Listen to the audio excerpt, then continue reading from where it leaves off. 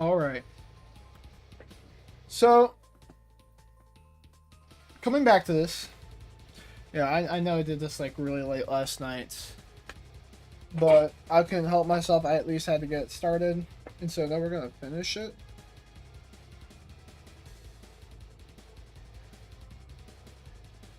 I don't know why. It feels like it's Sunday already.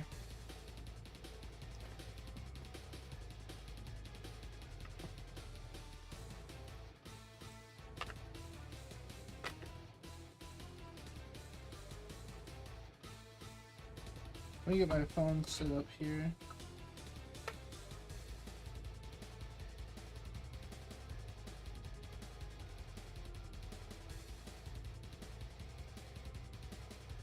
Alright, glasses on or glasses off? Hold on.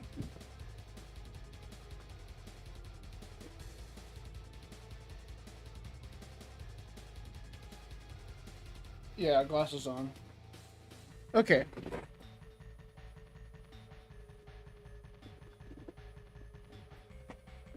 So, as you know, last place we left off ranking the fourth movie. So we're only, we're less than halfway through. We've still got 6 whole movies worth of traps to cover. So, I say we get right into it. So let me pull up the 5 traps, that way I can get some more background on them, we can go over it together.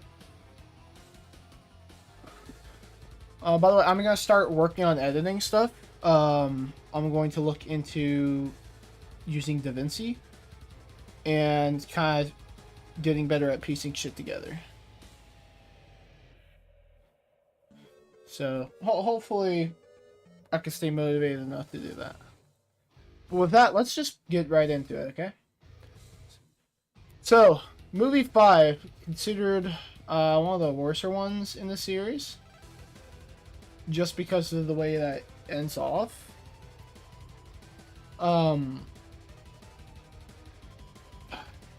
So, the victim of this trap was Seth Baxter. His arms and feet were chained to a metal table in the middle of a big hall. And additionally, an automatic metal shackle was put around his neck to prevent him from moving away. And on the ceiling was a large blade in the shape of a pendulum swinging down closer to him within intervals. So, once the game began, it would start to sink lower and lower. And after 30 seconds, it would touch Seth's body. And after 60 seconds, it would kill him by cutting his body in half horizontally. And so the way that he was supposed to beat this trap was that to the right and left of him were 2 vices with small pressure buttons behind them. And he'd have to insert his hands into the vices and activate them by pressing the buttons, which would crush his hands. Now, the problem with this being that he wasn't meant to escape. In fact, he was even meant to beat the trap. It was just a ploy so that Mark Hoffman could get away with him. What's up, Josie?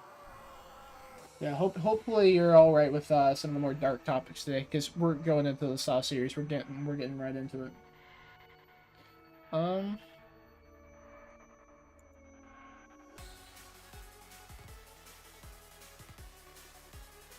Fuck it. I'm gonna add another window capture.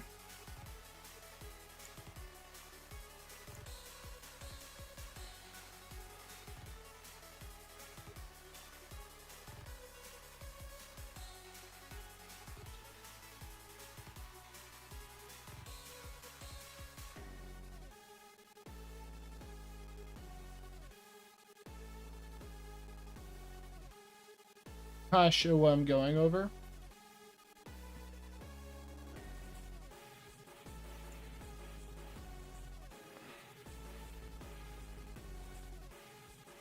I don't know, it looks a little out of place.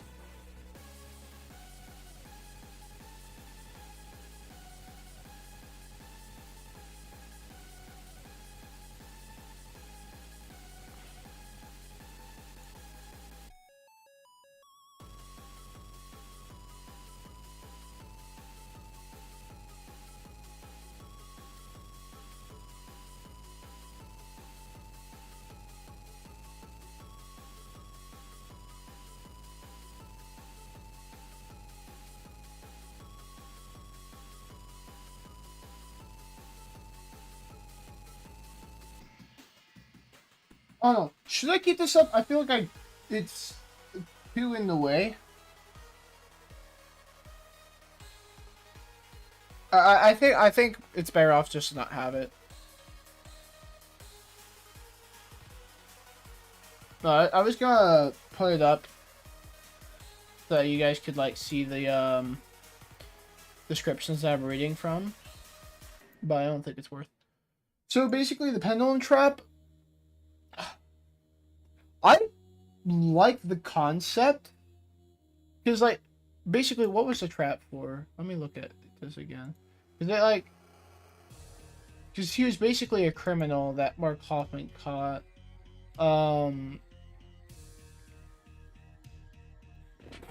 So basically, he was in a domestic dispute with Angelina Acone, and he was involved in drug offenses, and so presumably under the influence of drugs, attacked her and slit her throat, killing her in the process. Which he ran away, but was found by the Metropolitan Police Department 2 days later. He was sentenced to life in prison. However, he was released 5 years after that sentencing due to a technicality. Angelina's brother, being Mark Hoffman, was extremely enraged and planned, his revenge on Seth. So, since he was a detective working on the Jigsaw case, he decided to kill Seth and made the murder look like another one of Jigsaw's crimes. However, as we know, obviously Mark Hoffman was taken in by Jigsaw, though I wouldn't really say accepted. Like, he was supposed to be like his predecessor. Which, fuck Hoffman as a character, by the way. It's absolute bullshit. He's like the most unlikable. But fuck my phone, no! Now my phone is a pendulum. That's not good.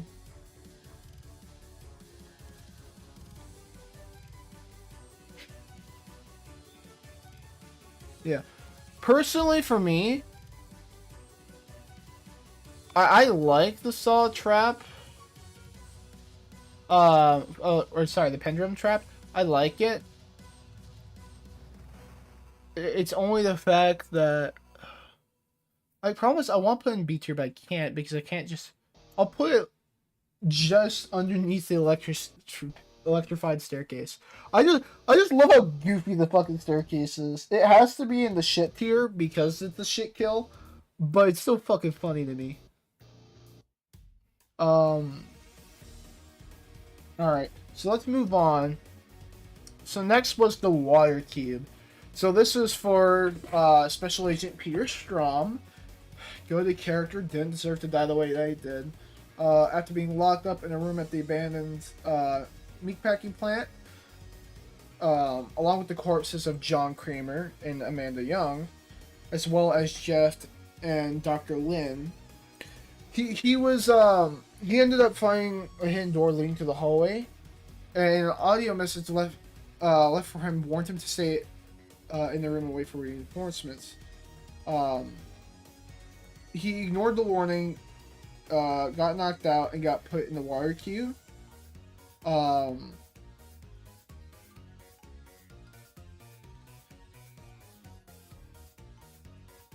Basically, he was trapped inside because of the rubber lining around the bottom of the cube, and the cube would fill up with water to drown him.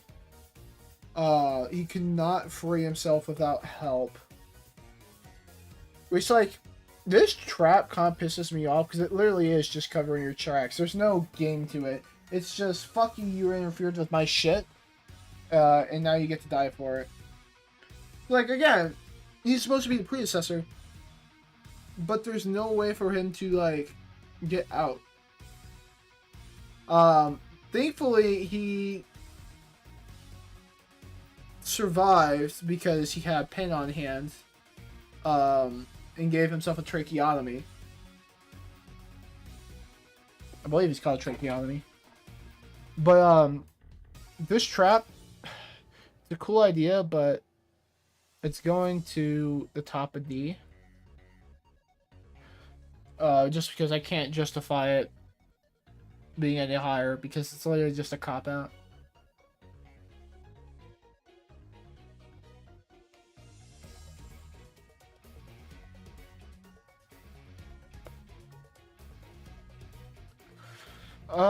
Next is the shotgun chair.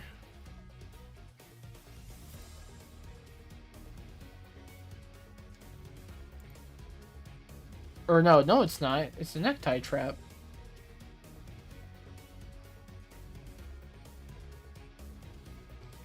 So the the overarching game of the movie is the Fatal 5 trial.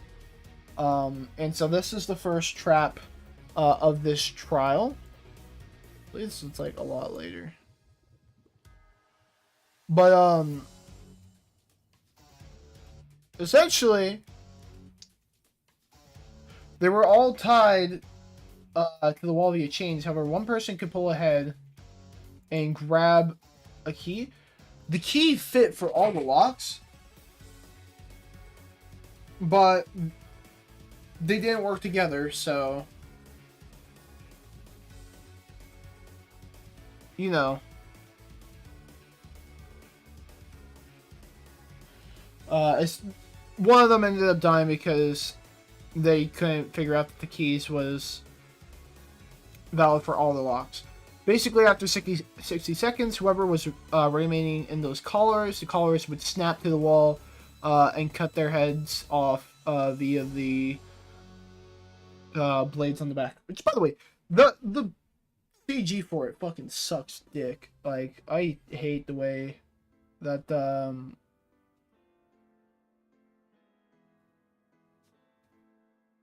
like it was stupid. Also, there was homemade nail bombs in the room, which would detonate after 15 minutes. So it would kill anyone who was still left in the room at that point.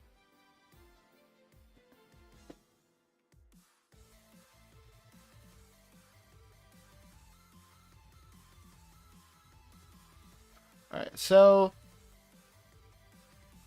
obviously it kind of works as one of the plot points for the movie. And so it has a goal. It's an easier solution, but they overcomplicate it themselves, which I'm down for. I'm gonna say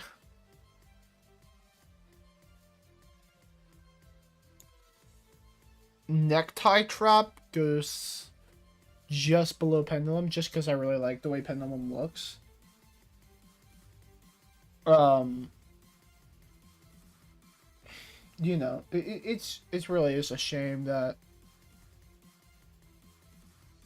a lot of these traps either sucked or was overcomplicated because of the overarching narrative, and so somebody ended up having to die. Sealing jars. So this trap was the second part in the Fatal Five's trial in the catacombs. In the corners of the room were the homemade nail bombs. There was also 4 chambers in the wall of the room which could save the victims from the explosion. However, they were locked and could only be opened with keys with special attachments in the shape of a square, a triangle, or a star. There was only 3 keys, but the chambers were actually big enough for more than one person. Once the game began, the victims had 60 seconds to enter the chambers before the bombs detonated. And above the prisoners' heads were 16 glass jars suspended via chains. Each of the jars had a key, however, only 3 of the keys would work while the other 13 were blanks. The jars were also filled with broken glass shards to prevent the victims from seeing where the right keys were. In order to smash the jars, the test subjects were provided with 2 metal rods. So, honestly, it's an interesting concept. It's interesting enough that I actually want to put it within the I want to play a game tier, because I like extraordinary thinking. I like taking an idea and kind of putting it on its head. You gotta find the right key, but you can't just find the right key. You have to also break these jars open to get them. There's several other keys. You gotta find the right one within 60 seconds. Of course, all you need is one key, but they don't know that. unless use their eyes. But I like it because it kind of fits more in theme of all you could have worked together, but instead you all fought with each other. Um, and it's like nobody had to fucking die.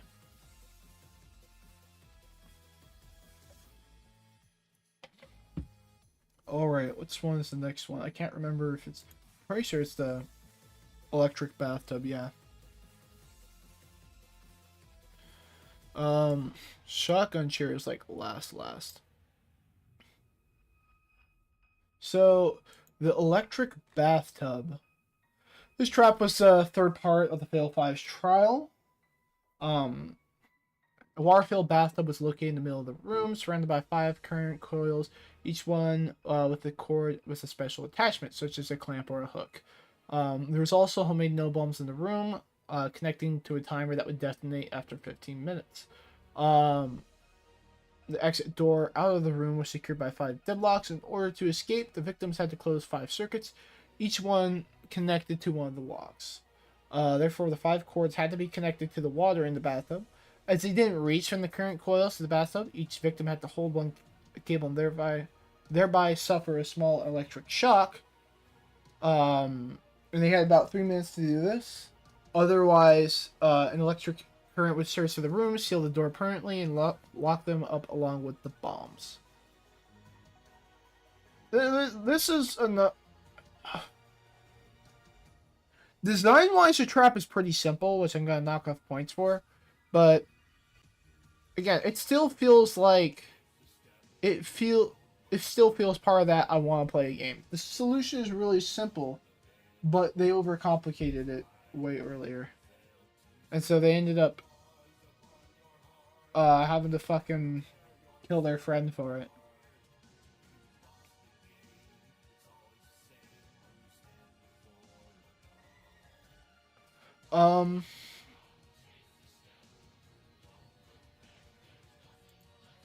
The next one is 10 Pints of Sacrifice. This one I really like a lot.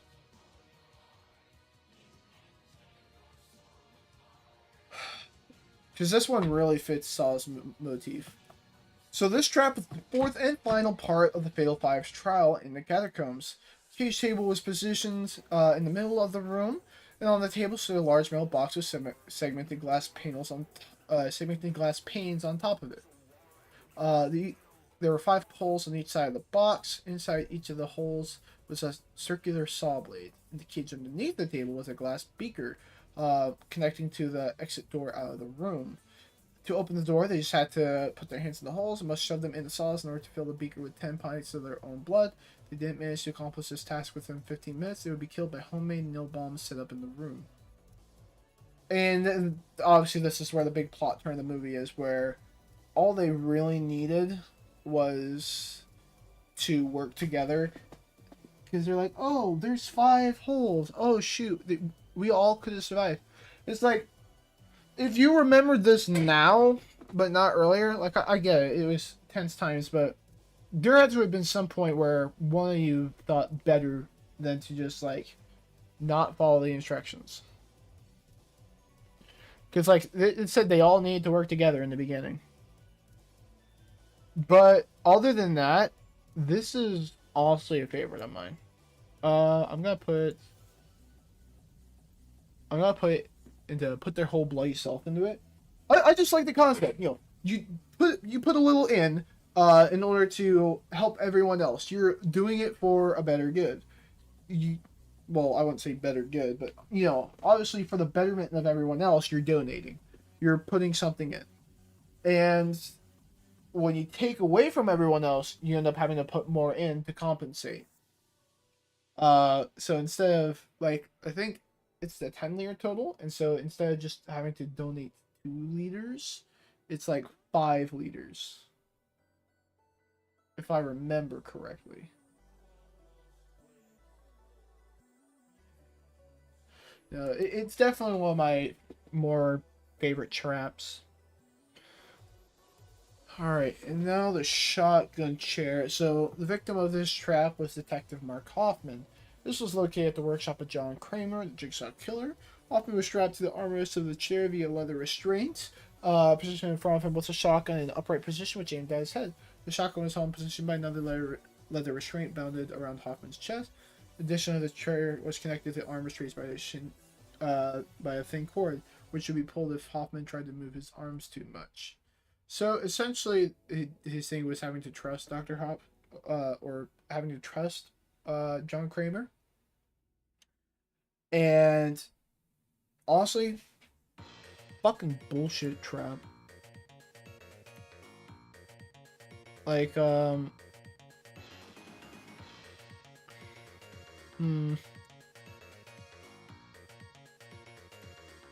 yeah, bottom of E with this one. I don't think it's bad enough to be Jeff tier, but it's just such a pointless thing, and it wasn't really worth it. Like, Amanda had to suffer so much worse. And then all he has to do is be like, oh, just trust. Just trust, bro. Like, no. What the hell? Everyone else has to deal with a gory death, but instead it's just this one is just gotta fucking trust him. It's really fucking stupid. And last, but not least, the glass coffin. So, the victim of this trap was unfortunately Special Agent Peter Straw. He was located in a room in an underground tunnel network. And the walls to the right and left were made of thick, solid metal. Once the game began, they would start to move towards each other and ultimately slowly crush Straw between them. The only way to escape was to go into a glass coffin located in the center of the room in a prone position. The coffin itself was filled with lots of glass shards, and it would have been automatically locked by metal screws. However, it also had enough oxygen for him to survive in the coffin for a short amount of time. And it was connected to a gear system that would lower the coffin inside. And so it would have been transported to a different room, allowing him to escape easily. But as we know, he fought Detective Hoffman. Hoffman gets put inside, and, you know, like, kills off one of the best characters of the series. So, here's the problem, is that I love the concept of glass coffin just because it's such an out-of-pocket trap. Someone to be crushed to get to death while somebody else, you know, gets to watch from below.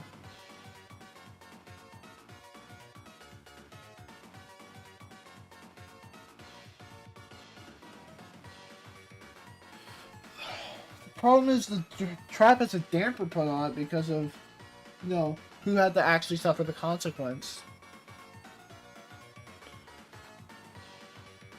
That's because it's cool. I'm gonna play it. You know, I want to play a game. But you know, it's like if it wasn't played out the way that it was, it would definitely be A tier. That's just one of the ones that suffers because of the story. And with that, it's time to rank Saw 5. The movie itself.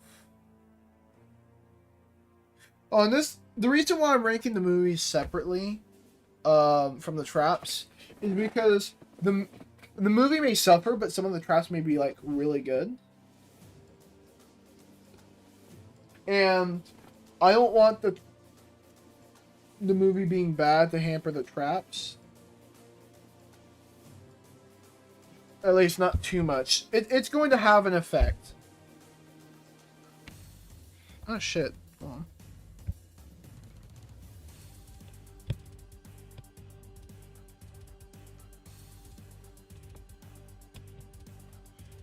Okay.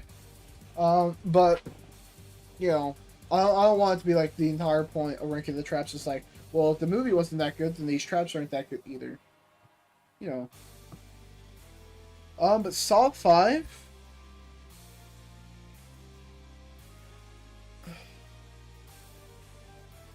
it really does sit in the Hoffman hate club for me.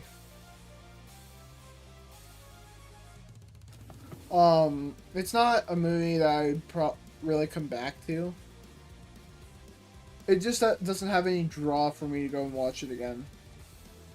Like, I could watch these three again and still, like, enjoy it. This one, you know, maybe I'll pick it up once in a while. Hoffman 8 Club is movies that I probably wouldn't pick up unless someone asked me to.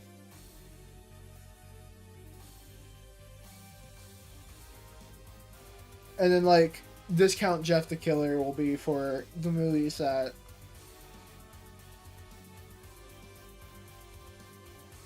you know, I would never, like, go out of my way to ever watch. I'll never go and watch them.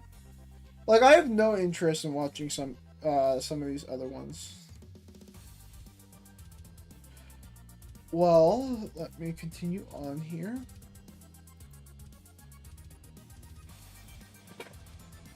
Time for Saw 6. So, the first trap of the movie is the pound of flesh. So the victims of this trap was Simone and Eddie. The game took place in a room divided into two segments by two metal grates in the middle of the room. Between these grates was a large scale. Each side of the room was a table with a knife and a meat cleaver attached to it by a chain and a tube laying on it. Each of the two victims had a mechanic device on their head with screws pointing at their temples. Once the game began, the victim had 60 seconds to use the cutting tools provided for them to cut their own flesh and throw it onto the scale. Whoever sacrificed more flesh would survive, while the other one would be killed by the mechanic device, as the screws would then pierce the skull and drill into their brain. This one, I don't know. So, it's a cool idea. I love the idea. However, when I think about, like, just like, there are some traps where it really does get held back by, like, will a person actually be able to do this?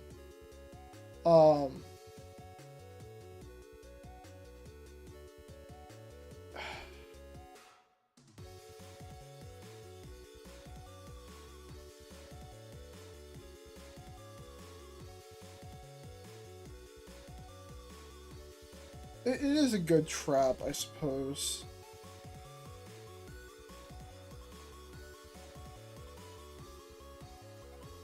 I'll put it to the bottom of A. Actually, no. I'll put it to the top of B. I don't think it's deserving of A tier, but it definitely is a really good trap to start the movie off of. Alright. And then, of course, the overarching plot for this movie is William's trial. William Easton was the insurance agent who did not cover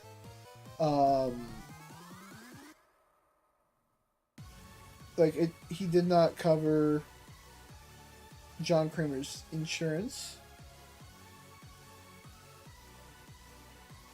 And so his trap basically was he had to get through this, as well as save his sister, trapped within the zoo that they were working through. And she was able to watch his progress over the monitor. Along with, who was it?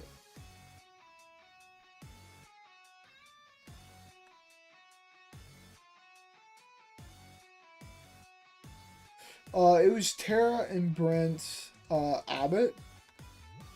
And we'll get into them later, but they were essentially victims of his insurance stuff. And I'm surprised that it doesn't even bring up,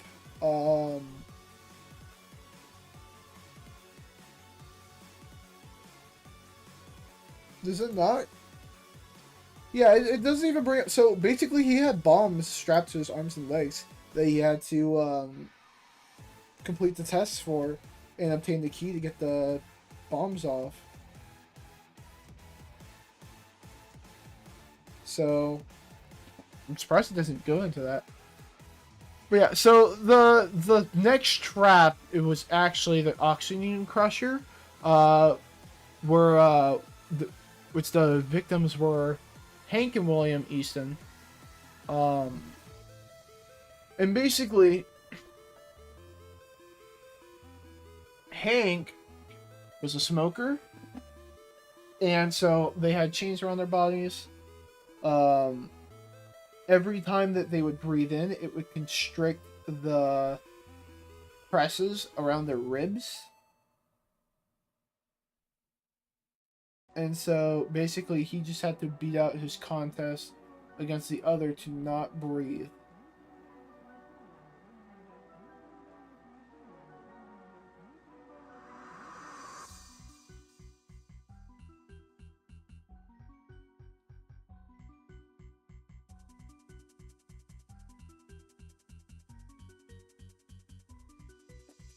So I think the trap is cool, but I can't really rate it very high just because it's too, I don't know. It's not very elaborate. Like, well, I guess you can't even say that. Oh, it's just not a personal favorite of mine. I will put it. I'll put it here. This is a good spot.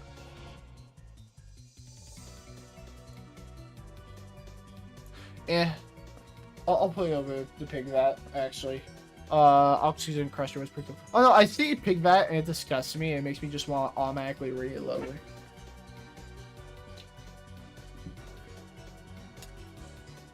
Alright. So, next trap is the gallows. The victims of this trap were Addie and Ellen.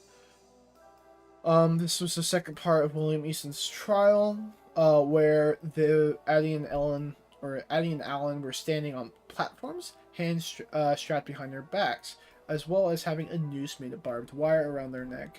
They had to rely on the help of William Easton, and he had two handles.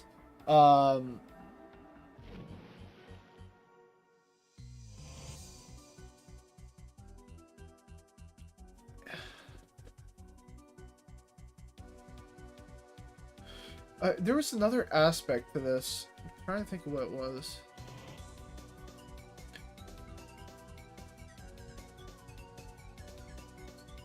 Oh, that's right. So it wasn't just like the handles, but like basically he was gripping onto the chains, and so they would slowly tighten over time, and so eventually he would have to let one go. And so he had to make a choice of who to save. And he kills the guy. And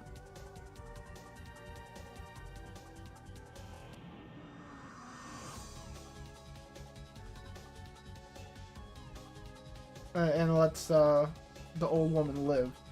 And so I guess she just like... We never see what happens to her either. So you mostly just assume that she's just stuck there. It's kind of funny. But yeah, we don't really get to see what happens to her. So for the gallows, honestly, like it does fall into the I want to play a game territory. Honestly, here I feel like I was too harsh on this one.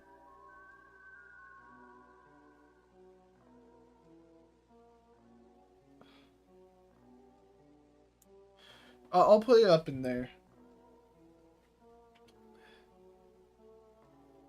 But no, I did like the gallows.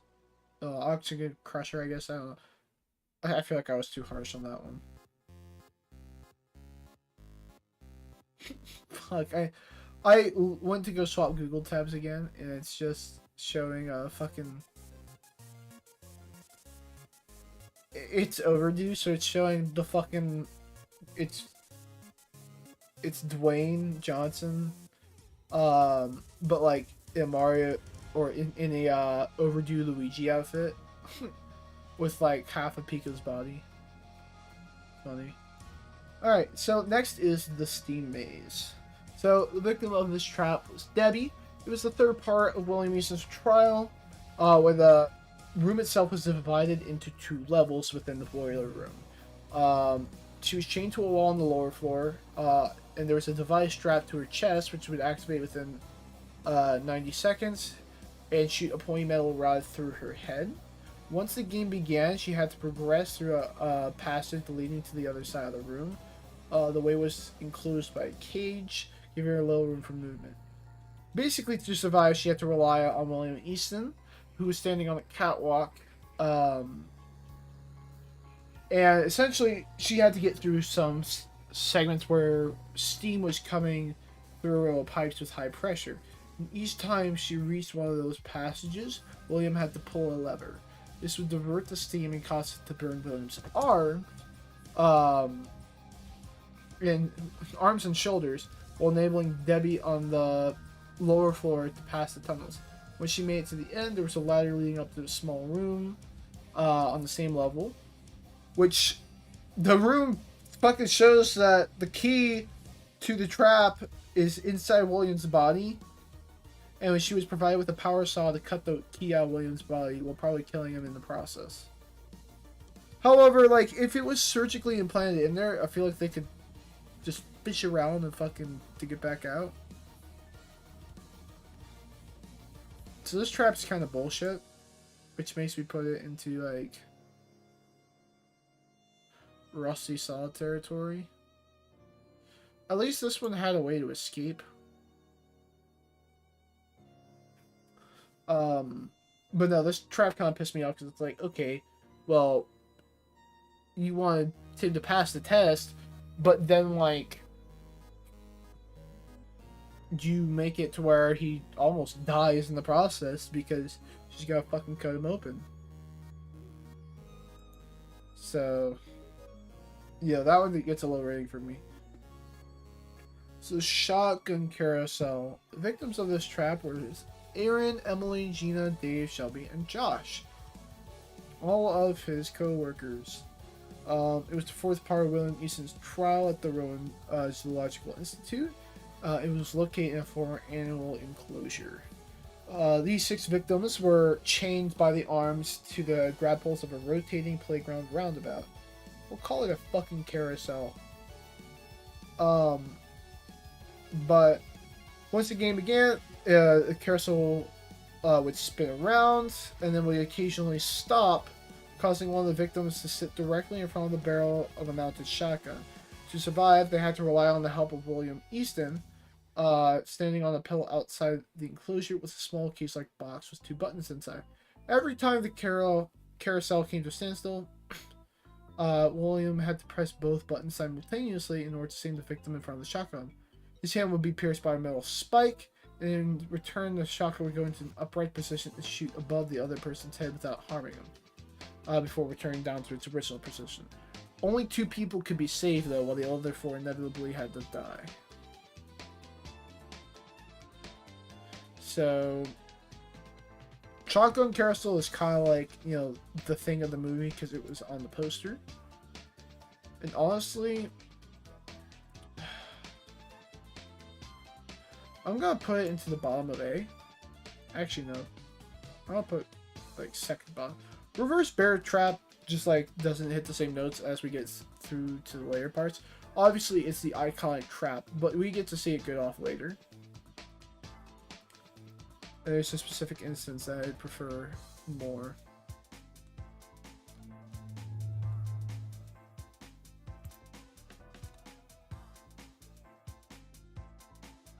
So, yeah, I like the carousel because, you know, it kind of forces that you only get to save 2 people. You gotta decide on it based on your own rules. That, or disobey those rules in order to save the people that you know and love. So, it kind of shows how, you know, playing as a insurance agent, you're basically playing God, and controlling life and death just by accepting or not accepting the insurance of somebody.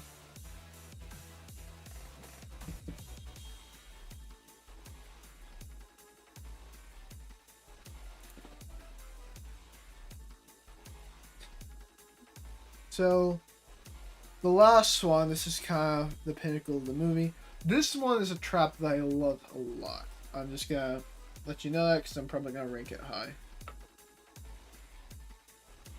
So, Acid Room Trap was a trap that was technically the victims were Tara and Brent Abbott, as well as Pamela Jenkins. However, it was more so the final part of William Easton's trial.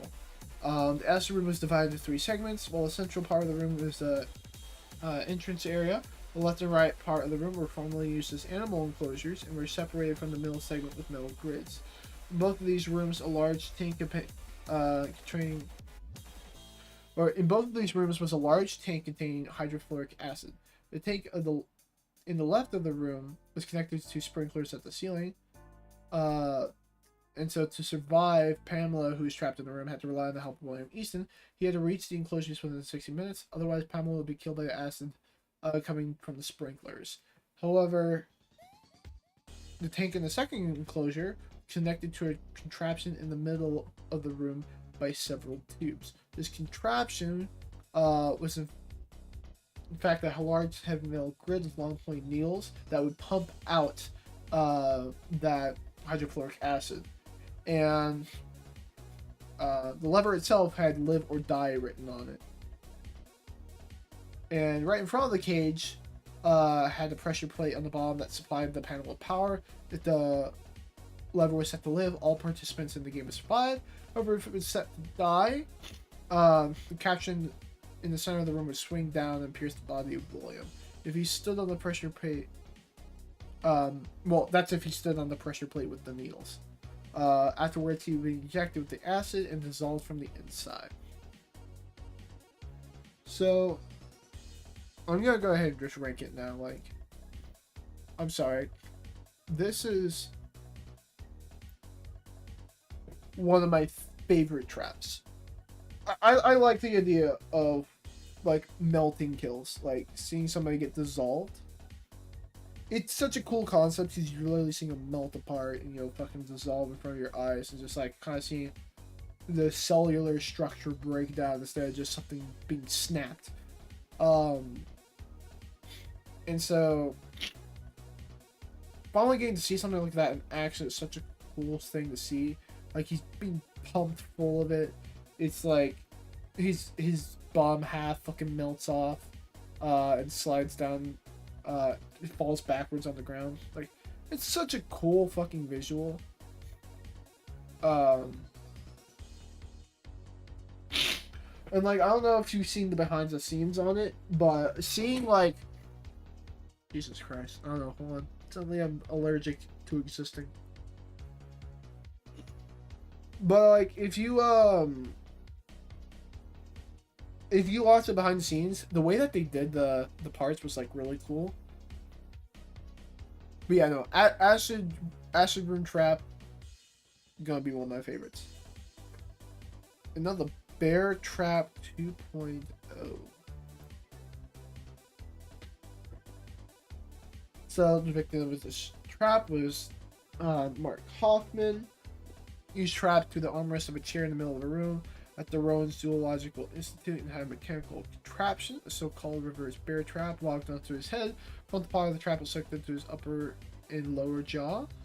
Once the game began, the trap would burst open and thereby rip his face apart if he wasn't able to free himself within a short time.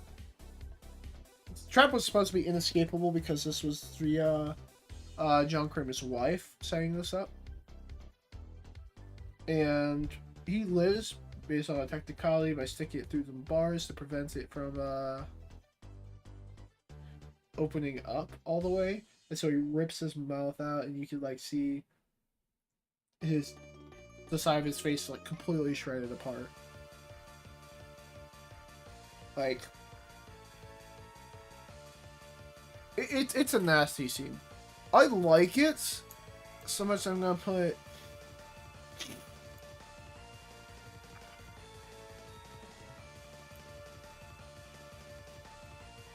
put it about like the middle of A, because it was such a gruesome sight to see. I almost wish we got to see it go off. But, you know, Mark Hoffman has to stay alive. So they had to make sure he lives for the plot in the series. By the way, just another reminder, you guys are more than welcome to put in your inputs. I am checking chat, so I want you guys to be part of this discussion as well. So, okay. Now to rank the movie.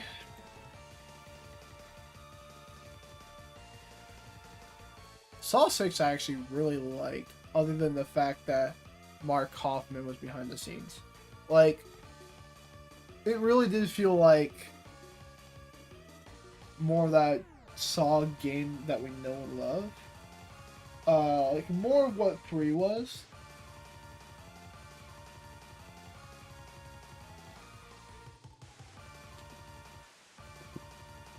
But like, you know, obviously a little toned down. Well, not even toned down, just like it wasn't to the same level of finale. Alright. Now to get into the worst movie. Yay.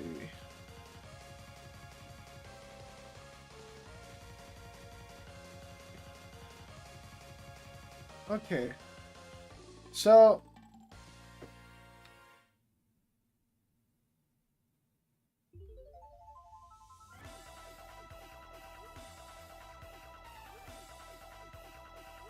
Saw 3D was really just a gimmick movie. So a lot of these traps are gonna be awful. Just a fair warning. Holy fuck, why am I so... Ah, I'm like allergic now. Fuck, give me a second. I'm gonna go grab some allergy meds.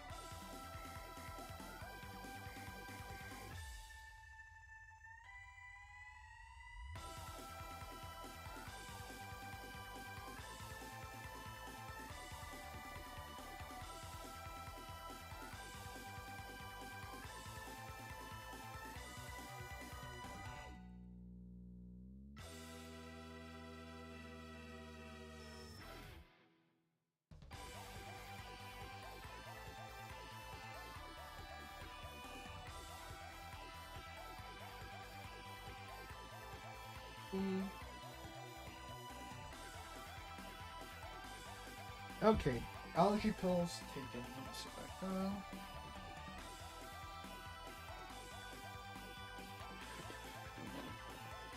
Oh, holy shit, we got 4 viewers. What's up, guys? Alright, so let's get into it.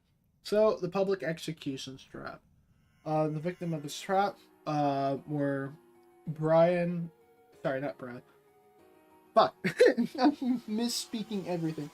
The victims of this trap were Brad, Ryan, and Dina. It was located inside of the Wet Hammer store, consisting of a mechanical contraption positioned in the center of the room. And attached to both sides of it were circular saw blades. In the middle of the contraption was a movable device with another blade. Brad and Ryan were chained to either side of the contraption, while Dina was chained to a large metal plate suspended from the ceiling above the third blade. Once the game began, Brad and Ryan had 60 seconds to kill each other by pushing the saws all the way to the other side. If only if one of them achieved this goal, thereby killed their opponent, Dina could be saved. Otherwise, the plate would be lowered down once the timer went off, causing her to be horizontally sliced in half by the saw blade underneath. So,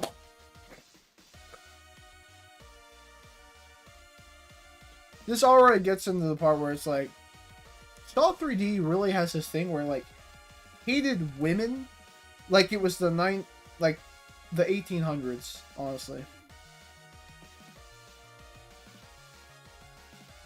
No, not even 1800, like more like 1900s. Um, but like,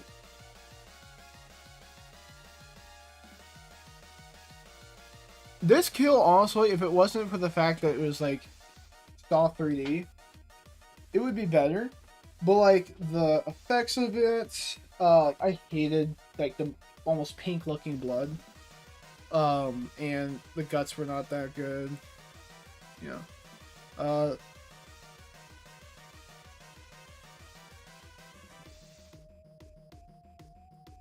Pretty much all these traps are gonna be ranked low.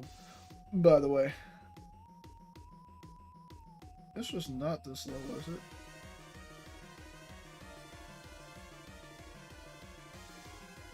No, it wasn't. Hold on. Wait, was the paint train really this low? Okay, I guess it was. So, let's talk about the paint train. So, paint train, the victim of this trap was Jill Tuck. She stood between a pair of metal rails, which were a few feet above the floor. To prevent her from moving away, her arms and legs were chained up. On the end of the rails was the actual paint train. Large motorized contraption. Was a giant blade pointing in Jill's direction. The train had to be activated manually by pulling a lever attached to it. Once it started, the train began to move towards Jill and thereby quickly gained speed. As Jill couldn't move away, she was inevitably ripped apart of the train and the blade attached to its front. However, this was revealed to only be a nightmare that Jill had. So, this trap fucking sucks, dude. Like, fucking bottom of F tier with you. It's just like, again, it's just, not only is it a 3D gimmick, it's a bad 3D gimmick. Like, it's just for the sake of putting in a trap that you can't escape from. It's only a dream. And once again, it leads into the movie theme of hating women for some reason. Yeah, no, that shit could fuck to stay at the bottom.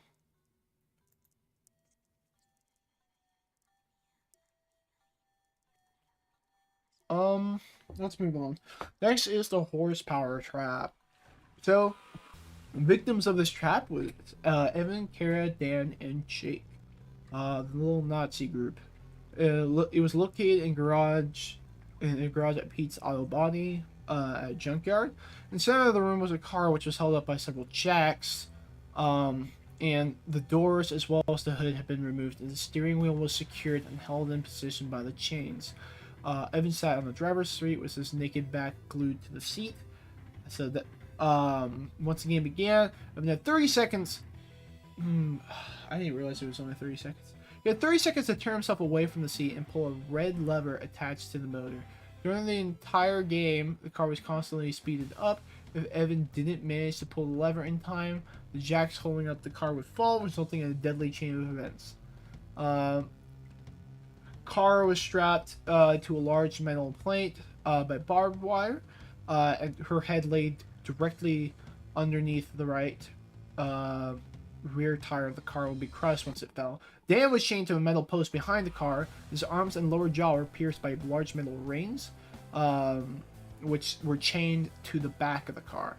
So once it fell, the car would start moving forward at high speed, ripping off his arms and jaw. Jake, the fourth and last victim of the trap, was chained to the garage door directly in front of the car, and would be overrun once it started to drive and burst through the door. And then, of course, Evan himself,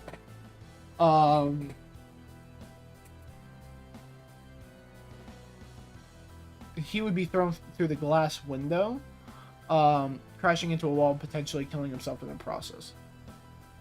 Now, here's the thing about this trap, is that there's a specific thing that happens here. Hoffman uses one of the body bags in order to infiltrate the police station to get revenge on Jill Tuck. And so this may have been one of Hoffman's many escapable traps. So that kind of takes it down for me. Because it was a plot device. So you had to use this as a way to get in. Which meant that the trap could not be beaten.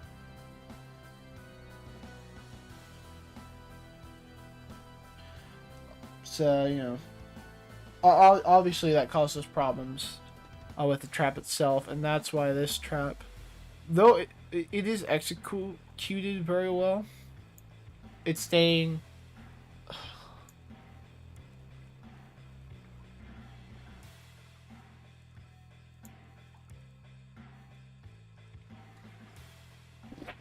unsatisfactory on the low end. That's because I don't like traps that like have to be like it was okay when Amanda did it. Obviously, that was the gimmick of the movie. But once it gets to the point where you're using it as a plot device all around, just randomly, it makes it lose its touch. Because then it's like, well, it's not one of Jigsaw's escapable traps. It is just a plot device to kill people. So that's why that one gets such a low ranking. Next is our lawnmower trap, which is this a shitty ass CGI render. Victims of this trap are Sydney and Alex, suspended several feet above the floor of a room. It had to cling onto two identical levers hanging from the ceiling across from each other. Those levers consisted of sharp and pointy metal parts. And so they hardened their hands as they held onto them. Both Alex and Sydney, or below both Alex and Sydney, were several upturned lawnmowers. In order for one of them to survive, the other had to let go off the lever and thereby fall into the rotating blades. So this is one of the background traps.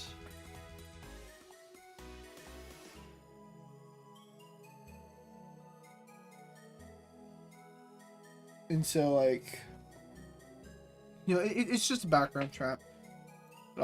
This goes in Hoffman, Your Freak, because it's going at the top, though. I just don't like it because, one, CGI sucked, but two, it's like, it was only a backstory trap. There wasn't much, like, how did they get there?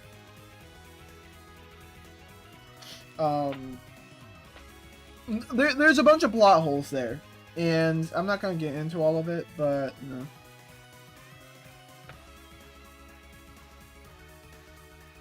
Give me a second.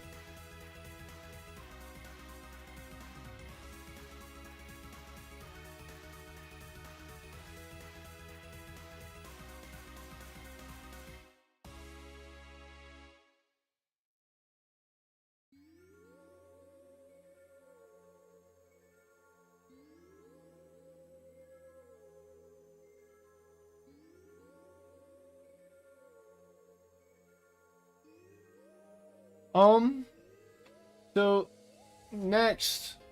technically next is the overarching plot of the movie being Bobby's trial. The entire gimmick of this movie, other than, you know, Hoffman trying to fucking kill Jill, was Bobby Dagan, who faked being a Jigsaw victim.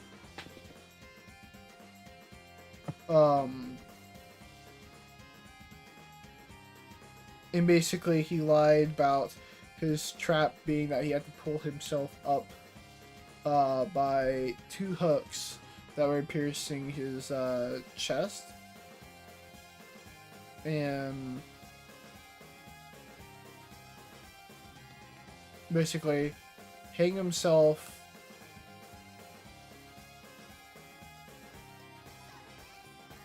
by the weights of his own body for like a button that he had to press or something. I can't remember what it was. Let me scroll down. I'll be able to see it.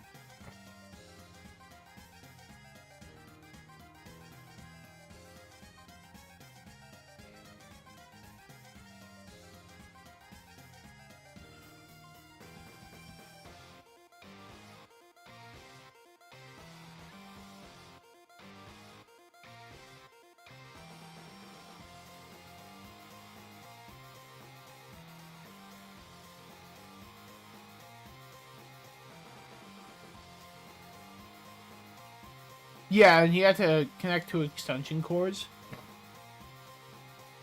Which, like, I'll get into it later. Now it's not the time. I'll get into it when we get to it. But basically, yeah, that's his entire point of being there. And so the first thing we get to see is him stuck in the suspended cage. This is the first part of his trial at the psychiatric hospital Clear Dawn. The cage was suspended by a pulley system several feet above the floor. And below the cage were two adjointed metal platforms with several large spikes attached to them.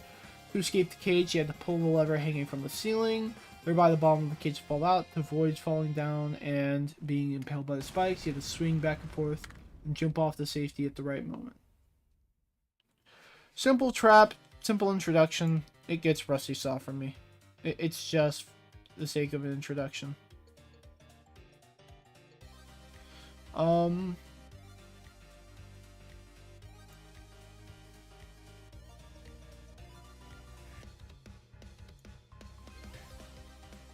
I decided I'm moving this down.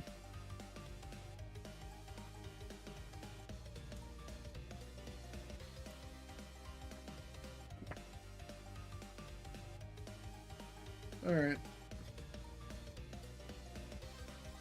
So, next trap is the Silent Circle. This one is fucking... The traps of Saw 3D are so brutal and horrific to the point that it's like... It's not fair at all.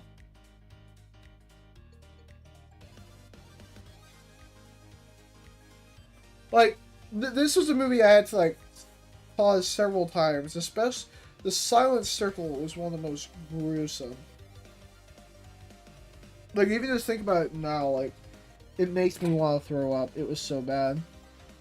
So the victim was trapped with Nina. It was the second part of Bobby Dagan's trial at the Clear Dawn Psychiatric Hospital. Nina sat in a chair in the middle of a metal contraption. To prevent her from moving away, she wore a straitjacket as well as a contraption which held her head in place.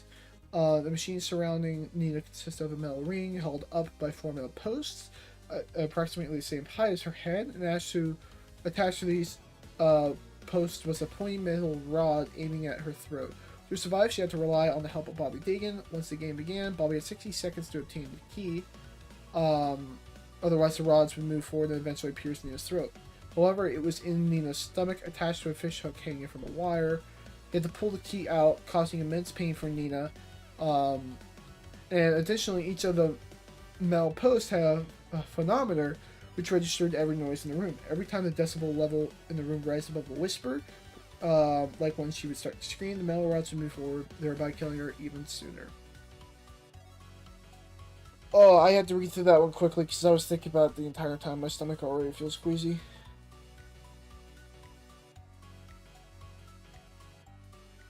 Fuck. Hold on. Like, this is a trap that sickens me. For that alone, it goes at the bottom of E. Because it's unjustified. It's such a bullshit trap. Clearly you weren't meant to escape. Fuck. No. I actually feel sick.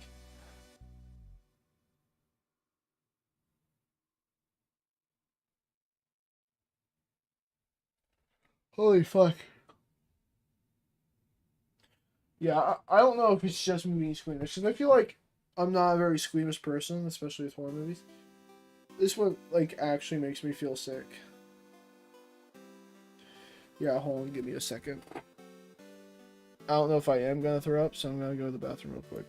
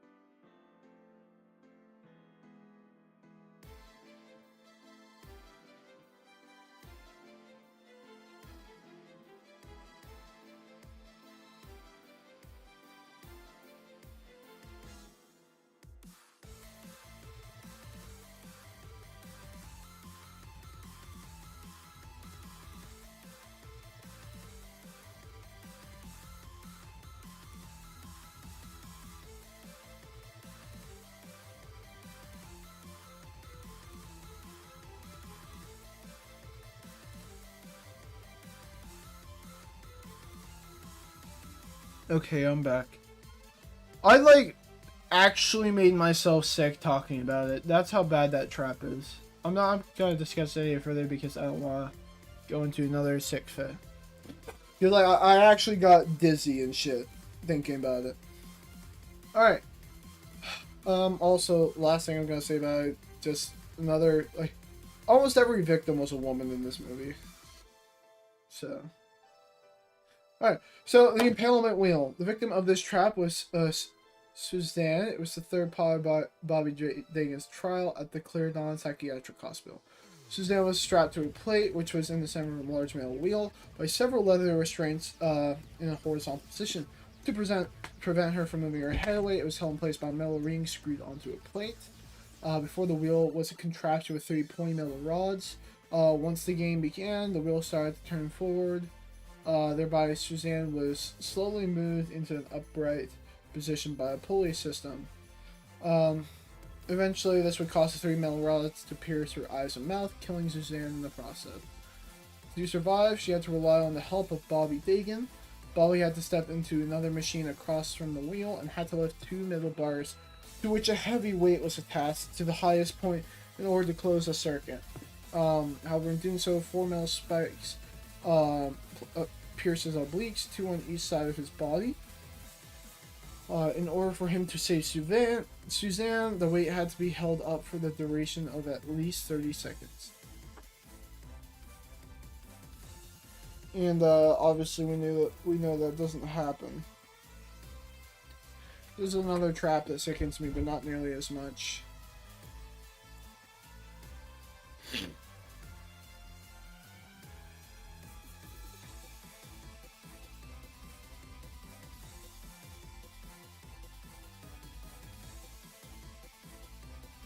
I'm putting it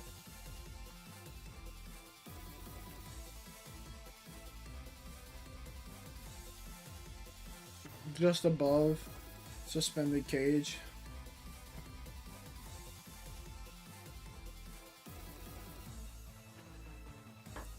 It's a shit trap. I'm just gonna keep it real. Like, the trap really doesn't have any point to it other than just to be another trap. I don't know if it's just like me being like slightly queasy right now that's influencing my opinion, but oh, it's just not something I have very much preference for. Wait a second.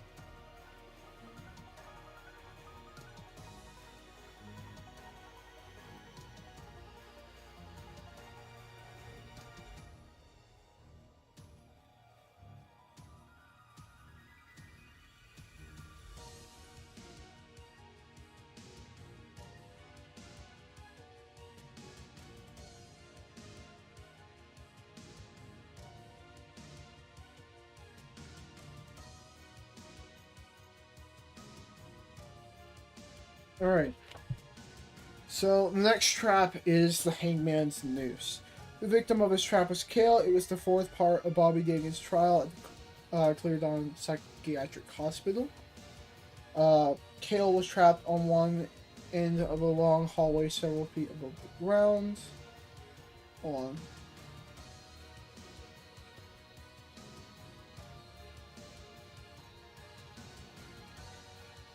Let's go leave it.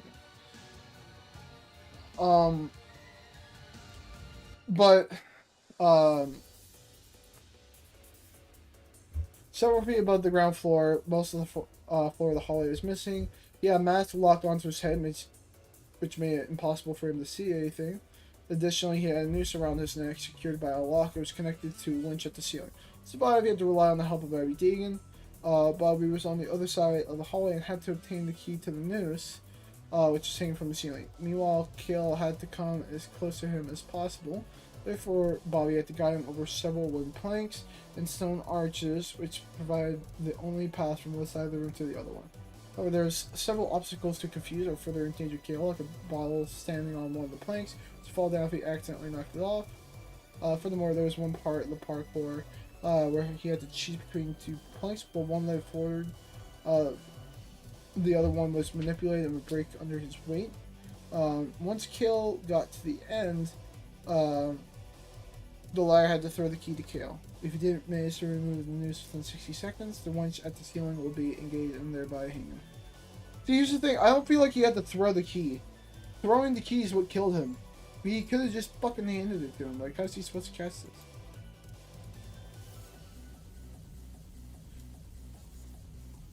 Like, it's good up until...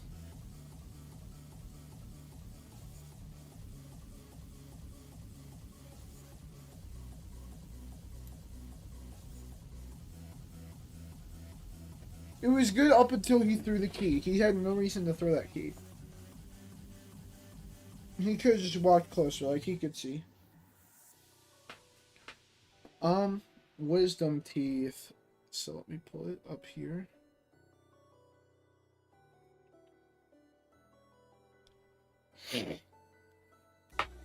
So the victim of this trap was Bobby Dagan.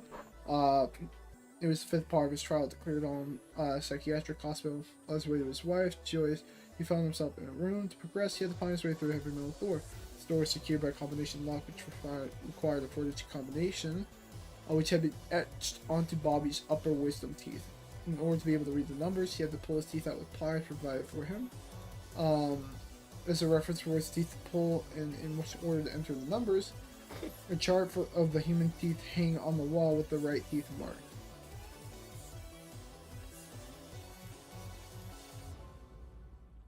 This trap's kind of brutal. Like, I don't think anyone would have been able to actually do that, because, like, you have to get surgeons for this shit.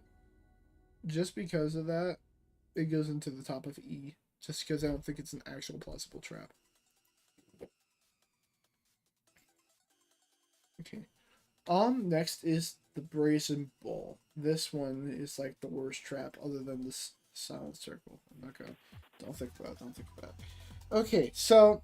The victim of this trap was Joyce Dagan. It was the sixth and final part of Bobby Dagan's trial. Joyce found himself on a small metal platform and had a leather collar around her neck with a chain attached to it, which was ran through a small hole in the platform, was attached to a winch below, preventing her from moving away. She had to rely on her husband Bobby, who had to pull himself up with two chains, each one having a hook attached to it. He had to pierce his pectoral muscles, basically meaning, hey, you should have used your belt, dumbass. But basically, he had to pierce his pectoral muscles with these hooks and had to hoist himself up to the ceiling. We had to connect two extension cords in order to deactivate Joyce's trap. If he didn't manage to do so in time, the platform was lowered down and the two arching walls would join together above her at the halfway point, and a funnel-shaped dome was closed on the top of the platform, fully trapping her inside.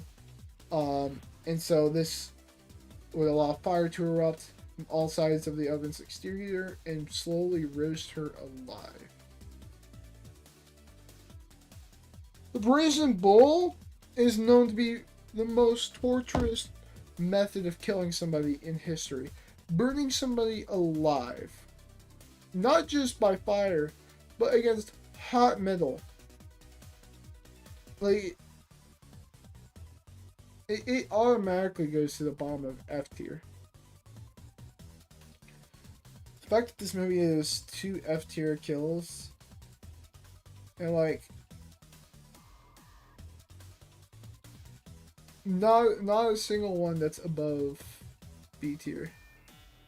Actually, wait, no. The highest one is in C tier. Yeah, this movie fucking sucked, man. It's like, she didn't deserve to be in that trap. And it was pretty much a rigged trap because obviously his pectoral muscles weren't going to hold.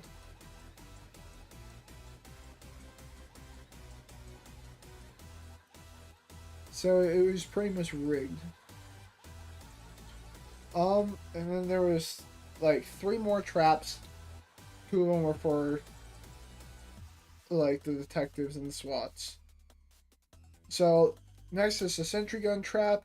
Victim of this trap was Officer Matt Gibson and his 2 fellow officers, which was designed as a security device to secure the hidden surveillance room of Detective Mark Hoffman. It consisted of a machine gun mounted to a tripod, which was connected to a sensor. Once the sensor detected an invader, the gun emerged from behind a cover and automatically aimed and fired at all of targets in its range. This is just a protection trap. This is fucking awful.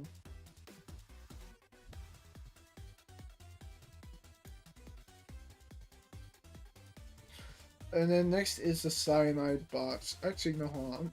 I'm writing this shit.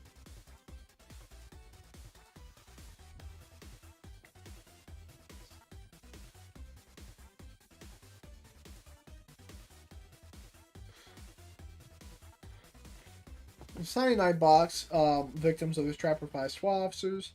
It was designed to prevent the police from stopping Bobby Dagan's trial at the abandoned psychiatric hospital. It consisted of just a small box surrounded by a metal cage and filled with an unknown liquid. On top of the cage was a little depot filled with several cyanide pellets. Once the trap was activated, a small plate slid to the side and caused the pellets to fall down into the liquid, which would invoke a chemical reaction, filling the entire with poisonous gas, killing everyone inside within a few seconds. Again, just another cop-out trap. I will give some science points to it.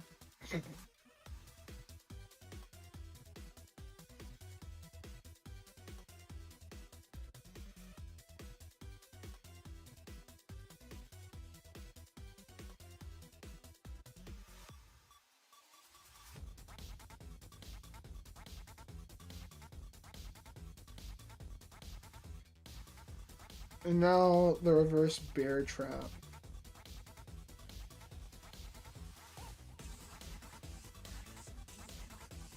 So the victim of this trap was Jill. She was strapped to the armrest of a chair in the middle of a room. Or in the middle of the evidence room at the police station. Basically, she had the classic reverse bear trap, the original, locked onto her head. One part of the trap was hooked into her upper and lower jaw. Once again, the trap would burst open, thereby rip her face apart if she wasn't able to free herself within 60 seconds. So basically, this was just a cop-out, another reason to kill another woman in this godforsaken movie.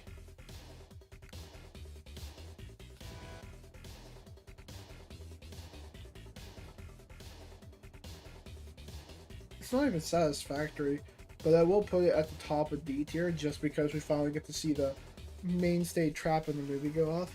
But I really wish they didn't do it in this movie. Like, honestly, fuck this movie. Now to rank it. Fucking F tier here, bitch ass. You just stay down there.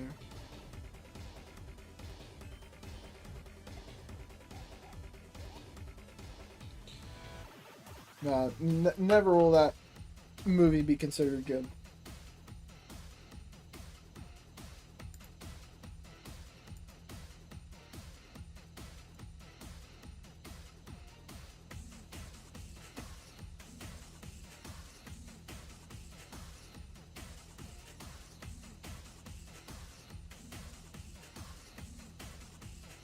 So, next is going to be Saw 7 or Saw 8, or also known as Jigsaw. So this one actually was a cool movie to watch. If it weren't for everything being so sciencey and futuristic, clearly not matching the time zone, it'd be cooler. Like, obviously, they wanted to make it futuristic to make people think it's in the future, but, like, there is better ways.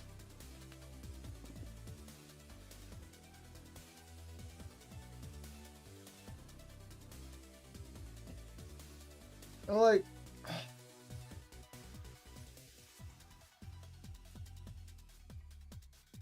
I don't know, there's a whole overarching thing with this movie going on.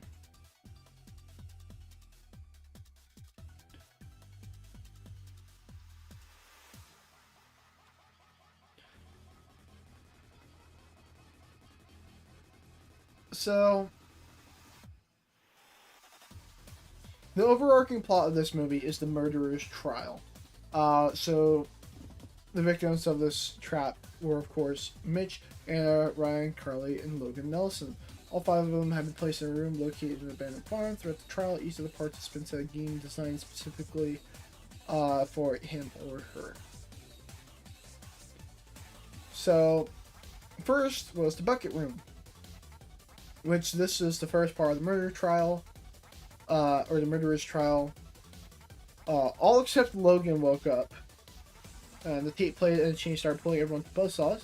They explained that each had to sacrifice a small amount of blood in order to remove their bucket heads, and whoever tries to cheat would die. They only need to sacrifice a small amount of blood, so she ends up cutting herself. The others follow what she did and end up being freed, aside from Logan, who looks like he gets cut with the buzzsaws. Spoiler alert, no he does not. He ends up being like the final guy in the movie. And so it ends up basically showing how a lot of the other stuff got done, like sewing the key into William Easton, the surgical stuff for putting the key behind the eye, a bunch of other shit. So for the bucket room, it's okay. I think it definitely sets up, like, if it weren't for everything being so futuristic, it'd be better.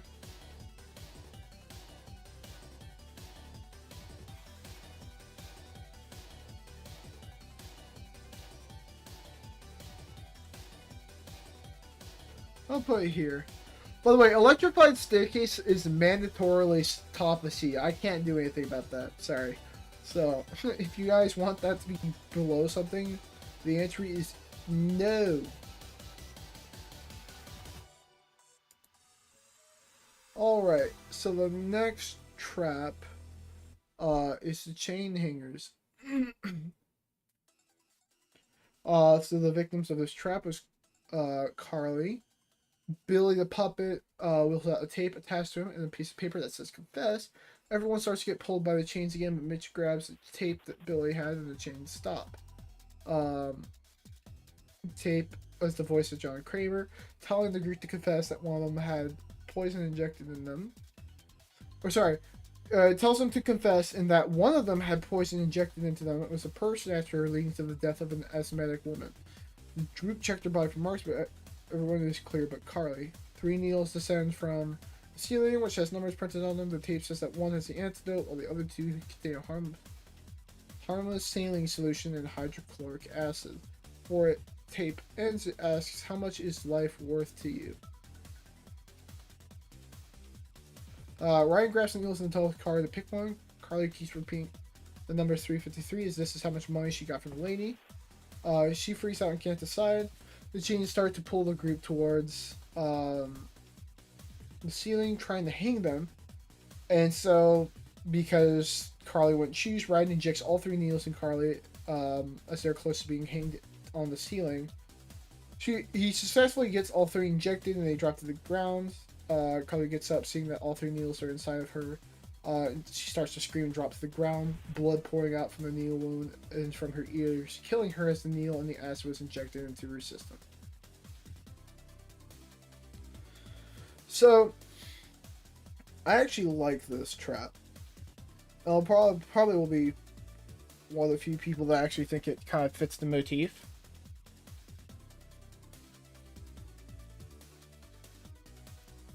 Because it's a simple job. You just say which one is the right one. I'm gonna put it right here. Hell?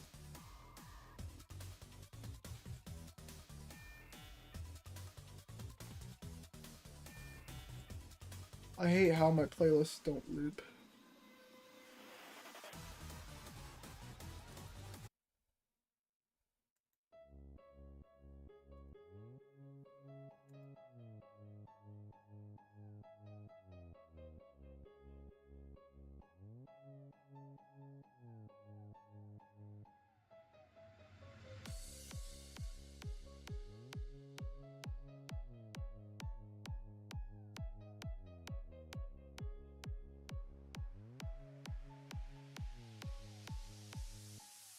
Alright, so the reason why I like chain hangers so much is because I love anything to do with like chemicals and, you know, do something sciencey. So the idea is, you know, how much is life worth to you? I guess the answer is $3.53 for this woman. And so it's as simple as you just see the price. Like, at this point, you're either going to die or not. But she doesn't answer because she's too afraid to face her fate and to be judged. So she just doesn't answer. She pays for it by getting all 3 needles injected to her. I like the trap a lot.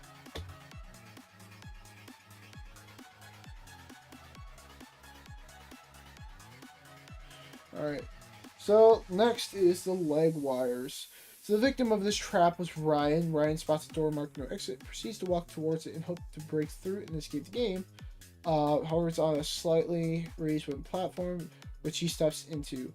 It breaks beneath him, causing his leg to fall through and get wrapped up in 3 cable wires. One around the bottom of his calf, one around the upper mid-calf, the last one above his knee. The cables are pulled taut by a series of pullers. A tape player is then found in the bottom of the trap, which he attempts to pull out with a rake at his first attempt. He accidentally hits one of the cables, which makes him pull even tighter on his leg. And then tries to hit. He tries it a second time, which then shreds the rake. And then he lastly attempts to grab it with his arm and finally succeeds. John Cronin's voice is heard on the tape, explaining that there's a lever located behind the cables of the trap that will set him free. A door then opens, which leads to the silo and the green silo trap within. So, leg wires, it's like, you didn't follow instructions, fuck you. It's satisfactory, it's nothing special, it's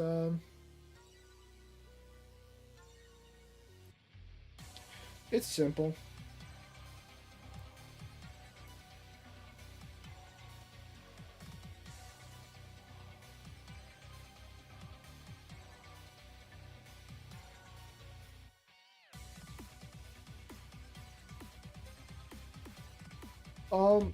Yeah, no, this is classic shit that John Kramer does. It's like he didn't follow my instructions, so fuck you.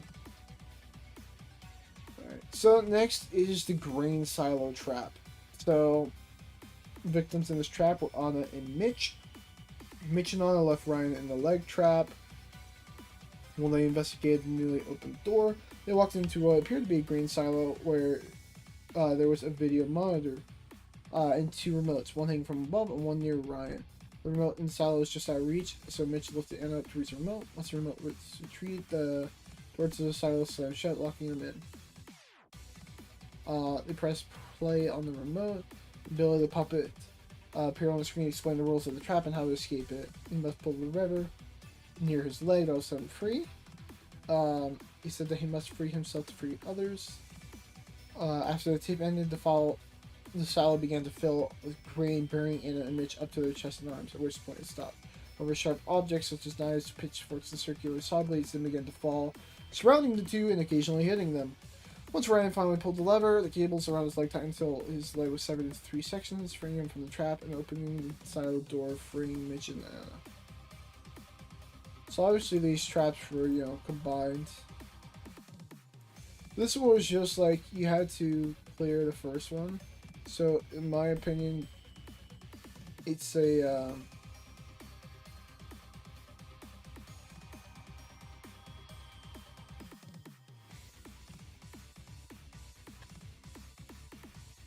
it's like the top of D, just because, now we're getting to the point where one trap is ineffective without the other. And so it kind of makes it to where, either they all die or none of them die.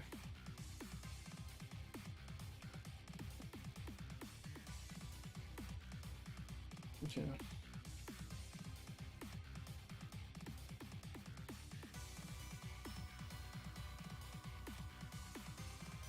Give me a second.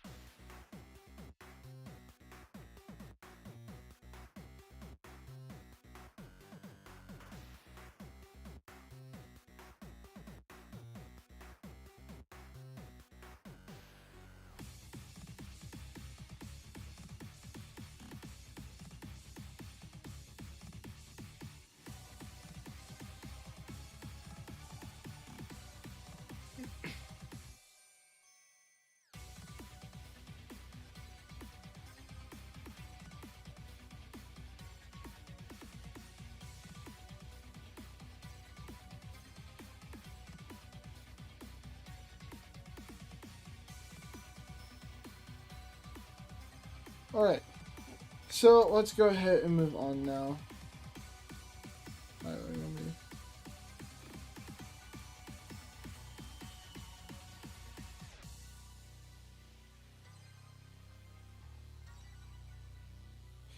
So next is the cycle trap. This one's a favorite of mine.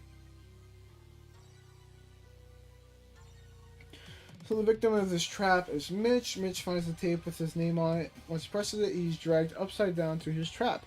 John's voice was heard in the tape and says that years ago he sold a motorcycle to a man who was John's nephew. Mitch lied to his nephew saying that the motorcycle was working, but in reality it had a faulty brake, which led to the death of John's nephew. He was suspended above a cone-like metal object with metal coils on the inside. And John explains that he must press the handbrake at the bottom of the cone in order to stop the trap. After the tape, Mitch was slowly lowered down into the cone. As this happened, the very bike that Mitch had sold to John's nephew ran, causing the trap to spin. Emma climbs on top of the trap and tries to jam the wheels with a metal rod that was successful. Fucking Mitch decides he's not gonna reach for the brake now. And so the motorcycle wheel breaks the fucking rod and it begins spinning again.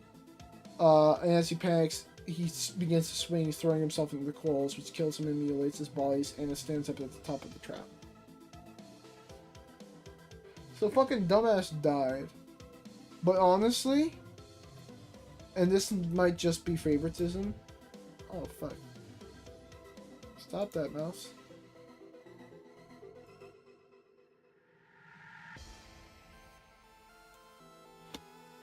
I think it's a god tier trap. I like it. Oh shit, I moved the wrong one.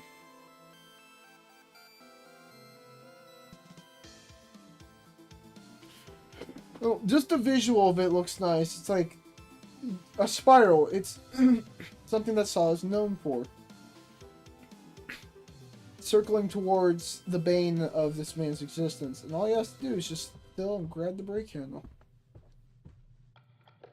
Now, something tells me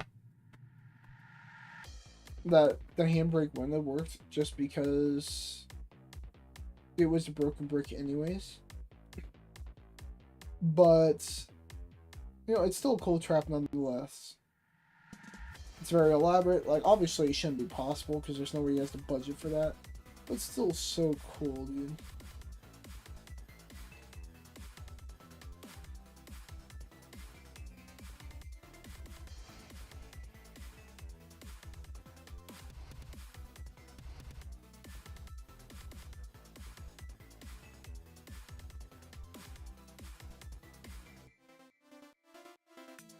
Alright, so next is the shotgun keys. Fuck's sake, you stupid mouse. Stop doing that. We're finally getting lower on these traps, and I'm excited for it. So the victim in this trap is Anna. When Anna attempted to leave the barn, as Ryan was immobile and unable to follow, she was stopped by a man in a pig mask and rendered unconscious. Later, she and Ryan woke up in another room and discovered they had been chained by their ankles by two opposite sides of the room.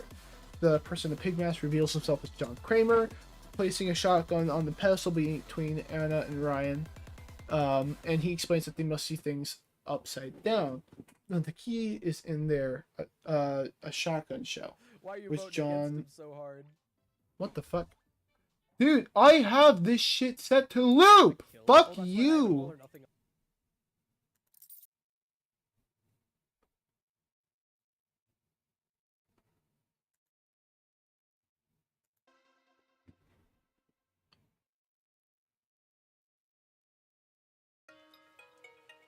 I fucking...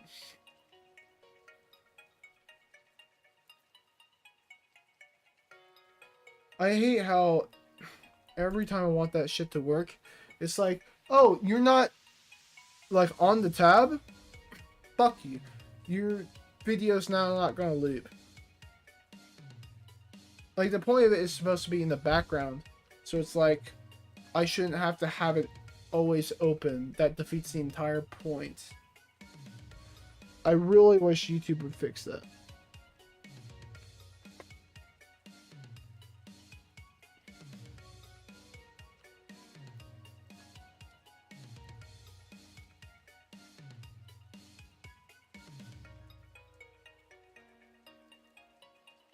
Okay. Fucking bitch ass bots. Alright, so the shotgun keys thing. Sorry, where was I? Yeah, basically he says that the key is in the shotgun shell, which he loads into the gun. Or like, this is your key to escaping, which it always shows as the shotgun shell. Anna misinterprets what John says and proceeds to take the shotgun and shoot Ryan. However, the gun backfires and shoots Anna in the head, killing her.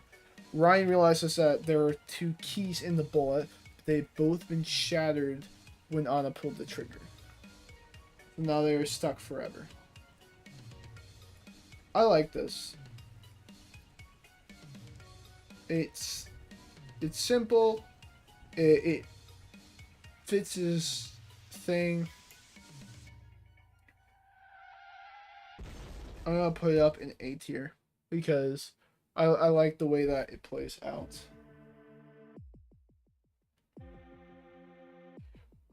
And the laser collar.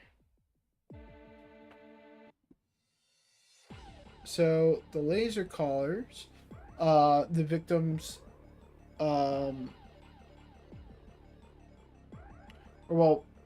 victim is Detective Brad Halloran. Logan, who was supposed to have failed the game, appeared to die from the trap, though his collar had less powerful lasers on it. So after his death, Halloran confessed that he had let innocent people die in the evil walk. However, Logan got up and revealed that the trap was inescapable. Logan revealed to Halloran that he is Jigsaw's first apprentice and that he was one of the contestants in his original game. He reveals that the bias they have been finding is his doing as he recreated the first game with only 3 victims, with Logan and Halloran being the final 2. The first 3 victims were placed in many of the same traps in the first game, namely the bucket room, chain hangers, and the cycle trap. Halloran protested by saying that John would give his victims a choice, a way to win the game. However, Logan rebutted by saying that he had a choice to scream or not. He activates Halloran's collar, which had functioning laser cutters despite his protests. It slices through Halloran's head and divides it into 8 pieces, which then releases his corpse, falling to the ground and giving like that splayed open head image. CGI obviously ruined it a bit, but you know, that's about all you can really do. So, laser colors, I'm gonna just say it's satisfactory, but it's not going very high.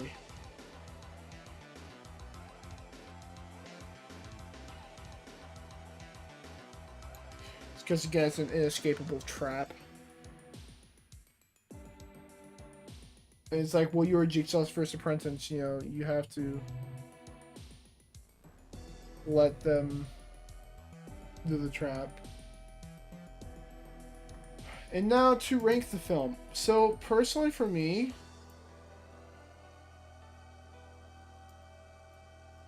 I liked watching this one.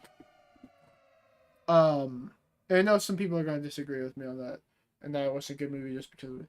I get that it's got some plot holes coming in with like the different technology, but it was still a fun watch for me. Like, I watched these all in order when I first viewed them. So, you know, it was something I could appreciate at the very least.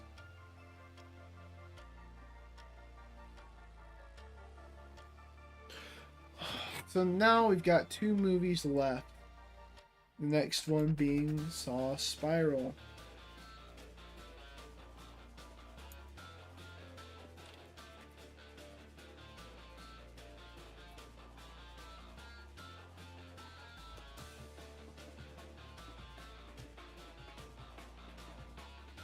So the first of this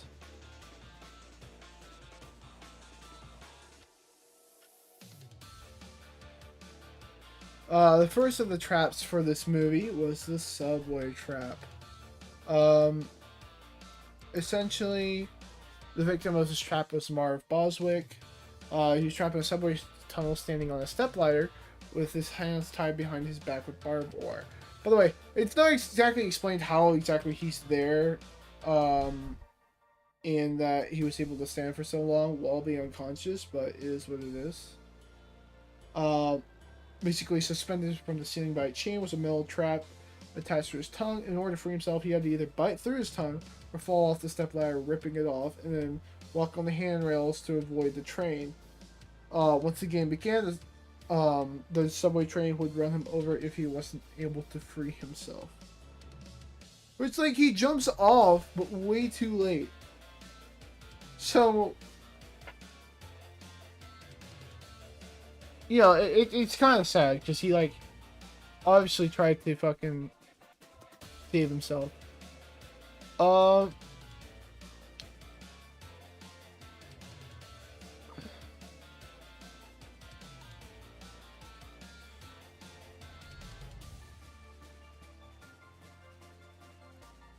That I'm gonna put it there because it does fall into that category of I want to play a game where, you know, it actually has them do something gruesome as a sacrifice, for the consequences that they've created. However, the only bad part about this is that this clearly isn't Saw. I guess it was supposed to be like a reboot with a different protagonist.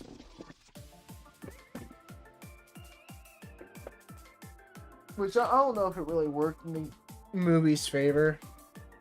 But it is what it is.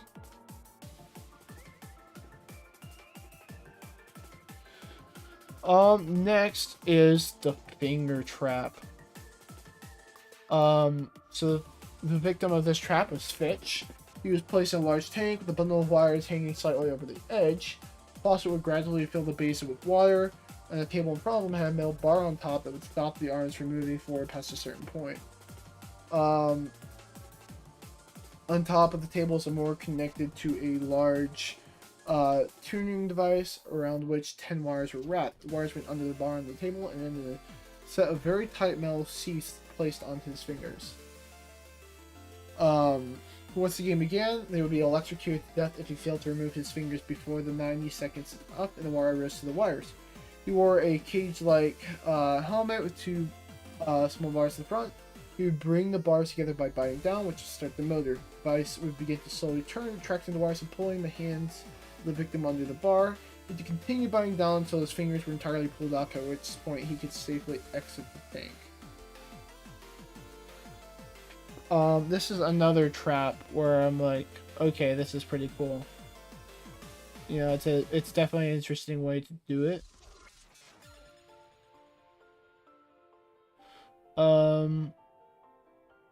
And so I'm actually gonna put it. Fuck it, this is an A tier trap.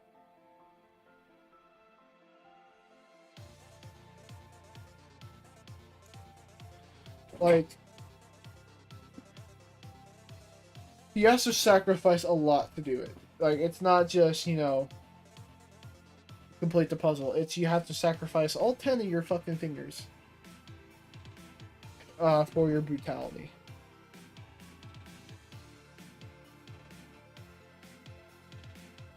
Now, we'll see Spiral really missed the mark on a lot of different things, but some of his traps were pretty good. So next was the hot wax trap. So the victim of this trap was Angie Garza. This trap consists of a large boiler full of hot wax and a table which she was restrained on. She had claws placed over her face and a blade positioned under her neck which threatened to sever her spine. The wax container had a pipe leading over her face. When it is activated, a valve in the boiler will open, allowing the hot wax to pour over her face. The wax will cool in the harden, suffocating her if she fails. The only way to stop the wax is for her to force her neck into the blade hard enough to sever her spine, which will stop it from coming out the pipe. Here is the thing. No matter what, she fucking dies. Like, severing your spine isn't just something you fucking live through. Like, maybe around the halfway point. You know? Like, halfway around your body, people have had their spines severed and lived. But, like, at some point, you can't do that because that's your central nervous system. And if you cut too high, you'll paralyze yourself like your fucking lungs. And you die anyways.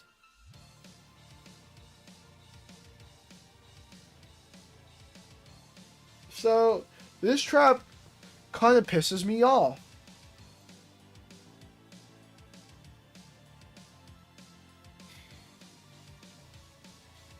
So it's towards the top of Hop Menu Freak, but it's still not Hop Menu Freak. Also, I'm fucking putting this into the F tier kill.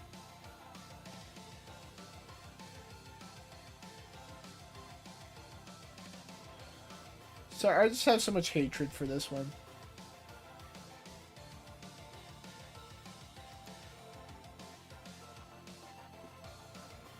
Yeah, it was just bullshit.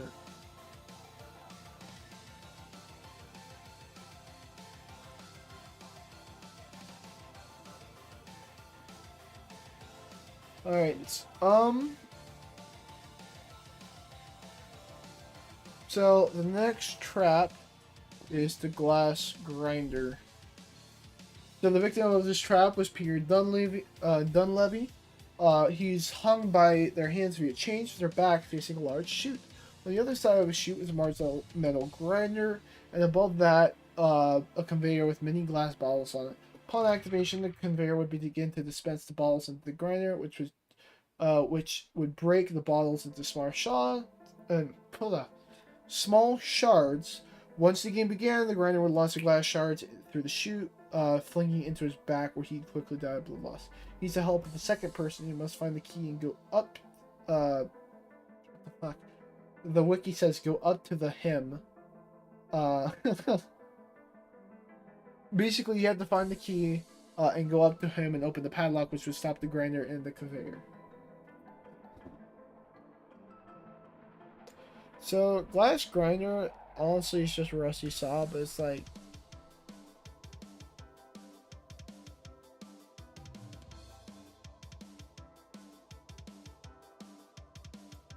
up here.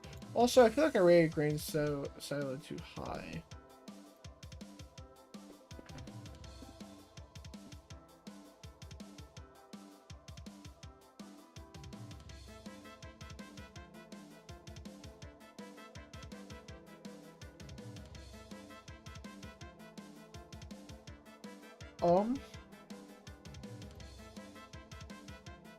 You know, it was kind of just there. I don't know. The trap didn't really make much of an impact for me.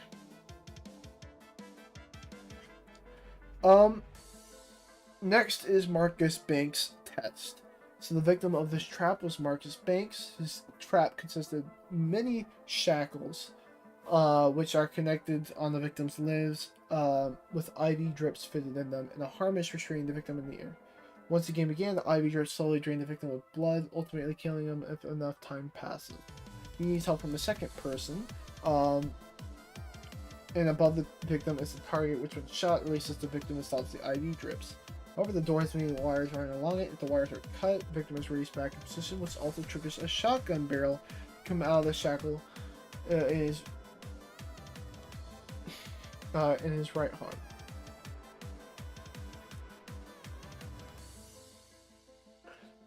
Okay, somebody failed English when writing this. Let me read this full sentence.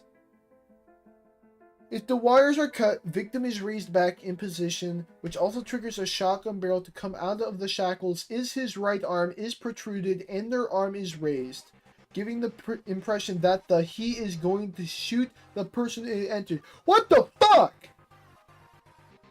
Make the goddamn sentence coherently, please.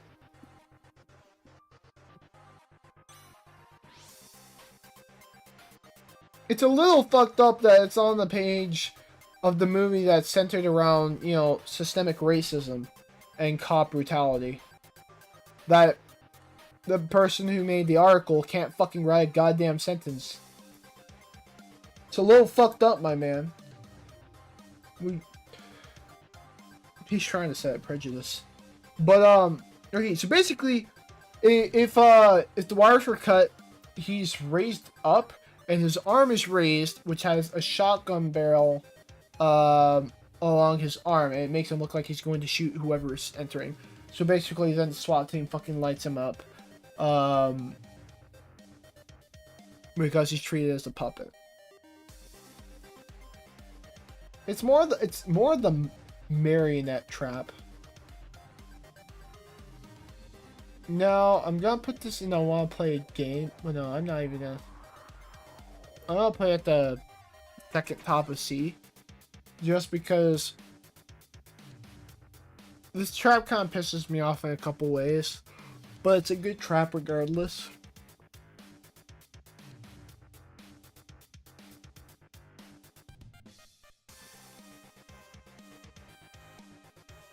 It's basically just the fact that it was rigged from the start.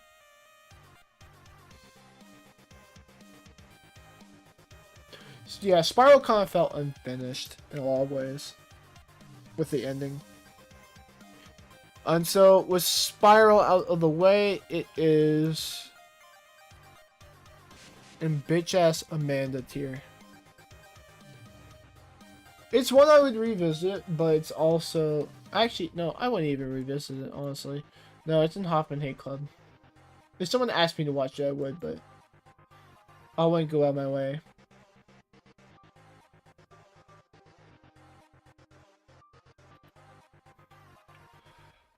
And now we are reaching the final movie, Saw X. This one kind of revitalized the series. Like, at first, I heard that there was Saw X coming. I didn't expect much out of it. But then the movie dropped. It was like really fucking good. And so then I'm like, well, I have to watch everything else. That's around the time when I started watching all the movies. I like bought them all. I own all of them on YouTube. Well, which I kind of wish I don't own 3D, but you know, that one I'd give back in a heartbeat. Because I feel like it doesn't even contribute much to the story.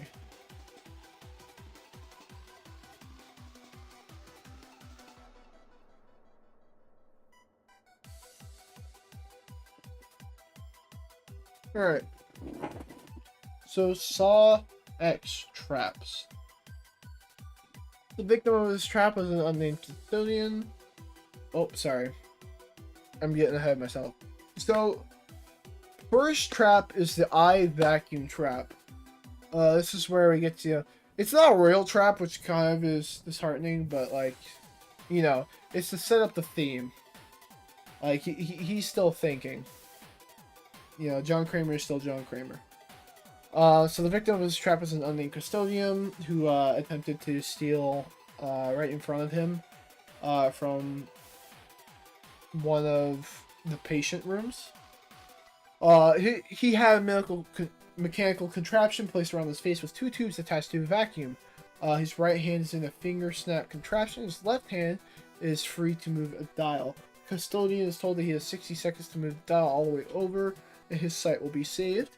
The vacuum starts up as the trap begins, and each tick on the dial controlled by the left hand snaps the fingers of the victim's right hand. If the victim doesn't free themselves within 60 seconds, the vacuum will suck out the eyes of the victim, leaving them blind. It is revealed that this trap is created in the mind of John as he witnessed a custodian attempt to steal from the patient. He seemingly drew inspiration from the trap when he noticed the patient's fingers strapped by the bed. In John's mind, the custodian filled the trap and had his eyes sucked out and was blinded in the aftermath. So this is like the movie poster trap.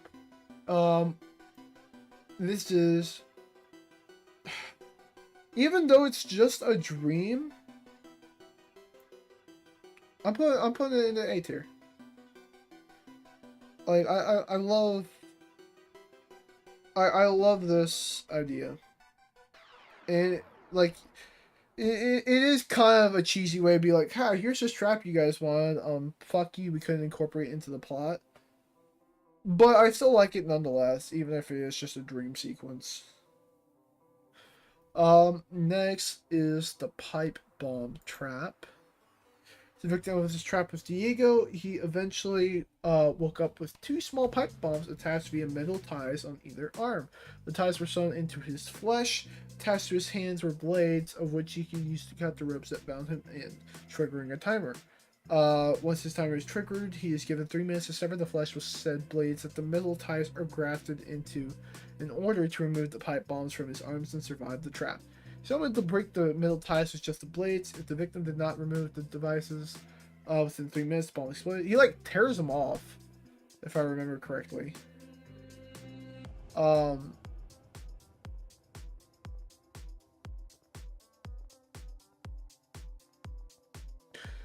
It definitely sets the scene, and like, sure, it's duct tape, but you know, like it shows that you don't fuck with John Kramer, and so it's honestly, it's like, I'll actually put it bottom of A. I have a soft spot for Saw X.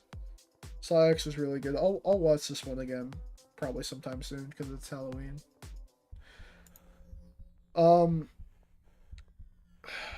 And so now we get to where here comes the overarching plot in the movie called The Cons Game.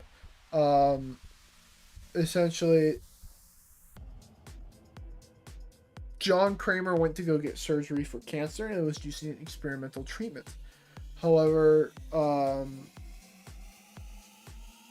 they faked him out by using a video. They put him under, they wrapped up his head in bandages, and then let him go on his way. However, he quickly realized that he was duped, because he like unwraps his bandages, discovers that like his head wasn't even shaved, and obviously he gets pissed off. Because essentially he goes back to where they were. He finds them via like triangulating them, because he's smart like that. And When he finds that they're gone, he goes to a mirror. He sees that he still got the bandages, unwraps them, sees that his head was not even cut into it at all, and it was all a scam.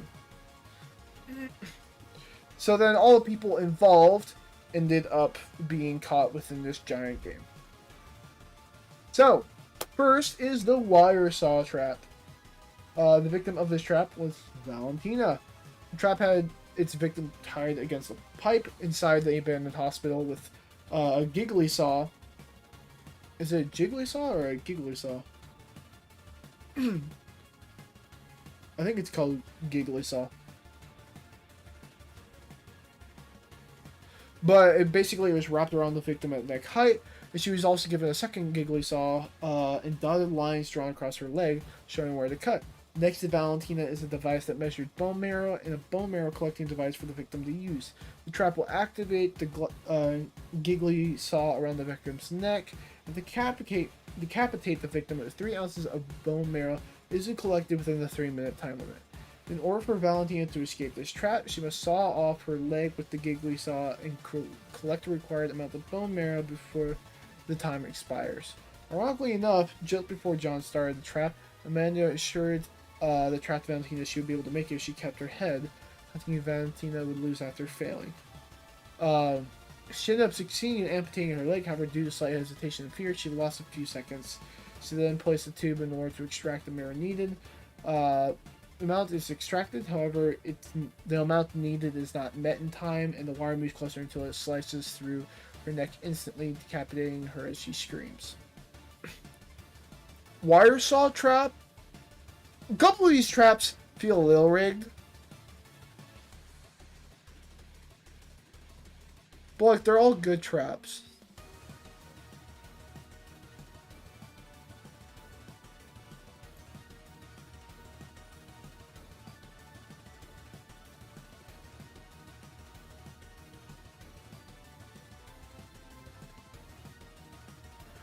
So I'm comfortable with putting this name the top of A tier. Next is the brain surgery trap. So the victim of this trap is Matteo. He's strapped in a defunct wheelchair and has a mask placed around him covered in electrodes. Above him is a camera that displays the feed of his head to the nearby monitor to allow Matteo to complete the trap. Matteo places a tape that explains that he must remove a sample of his cerebral tissue and place it in the glass beaker in front of him, which will unlock the key and allow him to escape the trap. Matteo is given 3 minutes to use the tools provided to perform brain surgery on himself. If the timer goes off and the victim has not escaped the trap, the heat coils in the mask will heat up, glowing bright red. The mask will close and burn/melt the victim's face. Similar to the proposed waffle trap in Saw 2 that was never used. So that's a fun fact. But I will say, it's brain surgery. Like, that sounds fucking tough as hell. Like, I couldn't imagine. It's definitely on the creative side, and for that, I honestly feel like putting it at least into the Hello Zep God tier. Like, it's just a cool fucking trap, dude. Like, you go through the process of brain surgery, something that you were supposed to do for John Kramer, and you scammed him out of. And so now you have to suffer the consequences by finding out what it's really like. And I like that. It's like, you know, self-mockery. So next is the radiation trap. The victim of this trap was Gabriella. She's suspended in the air by a chain shackle to her left wrist, and she has another shackle on her right ankle. In front of her is a supercharged external radiation therapy machine. She's provided a sledgehammer and given 3 minutes to smash her foot and hand to allow herself to release herself from the chains before the rays burn her to death. Gabriella manages to mangle her foot enough to release it, swinging her away from the radiation's path, but the machine moves back into position in front of her. She successfully releases her other shackle by bludgeoning her hand, dropping her back onto the floor of the warehouse where she's left badly burnt but alive. So,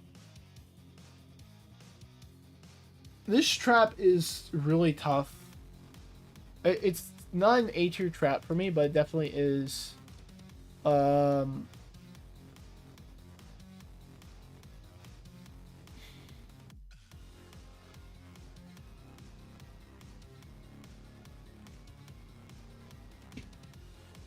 it's definitely in a want to play game.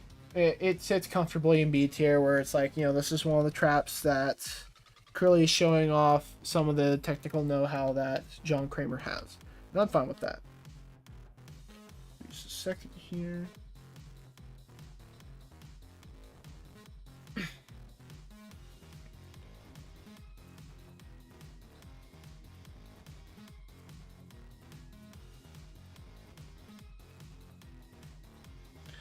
Alrighty. And so now is going to be the blood boarding trap.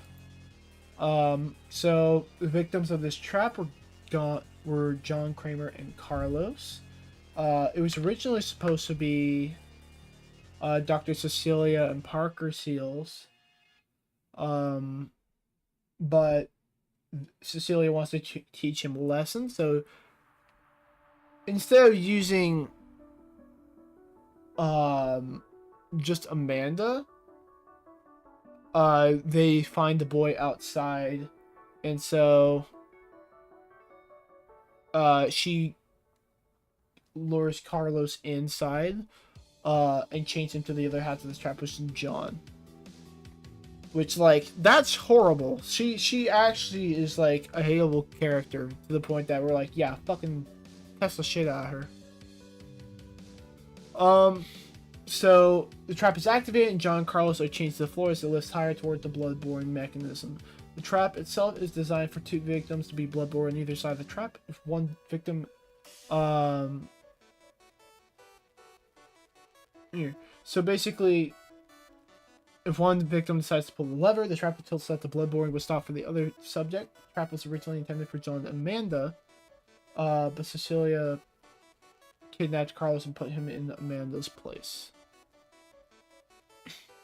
So, this trap... One, I don't know how he got all the blood.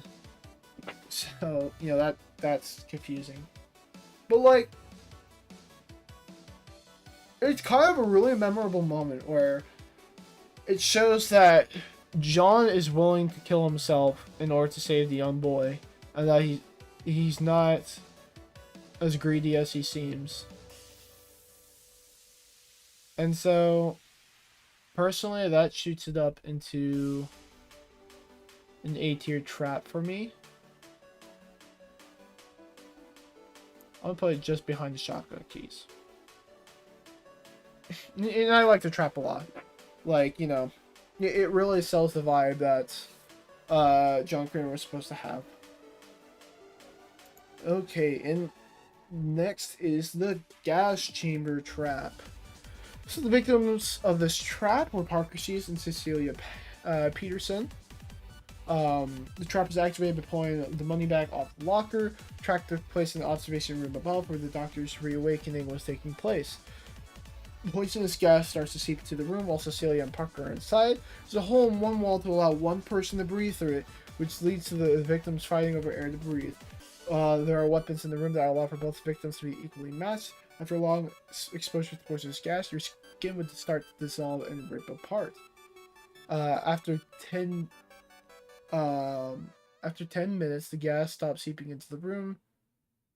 Cecilia survived and was able to kill Parker in order to be the sole survivor. However, even though the timer hit 0 and this gas stopped seeping into the room, it is possible Cecilia still died within the room if the effects of the gas were still there, or died to starvation or dehydration if John and Amanda left her without a way out.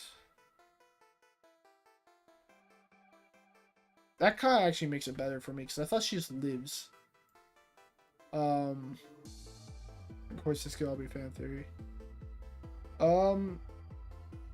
Problem is, it doesn't make much sense. So it's going at least into satisfactory, just because we don't know what happens to her, and sure, like, it's supposed to affect all your skin, not just, you know, your head. But Like, we don't see her skin dissolve or anything. We just see her boyfriend die. So I'm taking off a lot of points for that aspect. Then the last one, the disembowelment trap. The victim of this trap was Henry Kessler, who was the person who originally lured Saw into the scheme in the first place. The aftermath of this trap is unknown. We'll get to see how it plays out. However, it involves the placement of a contraption placed on the victim's torso. The predicted use of this trap involves shredding of the area on the victim's stomach, where the supposed cancer initially was. Henry was at some point tracked down and brought to John by Mark Hoffman, who mocked the victim for trying to scam John. He said something like, "You tried to scam motherfucking Jigsaw" or something. I don't know. He begs for his life, but the trap is still activated, and John and Hoffman witness it. However, the scene ends before the aftermath is revealed. So, I just don't like. It's definitely a good twist to leave off the ending. Except for that, I'll at least put it into the bottom of B tier. Actually, no, B tier is too generous.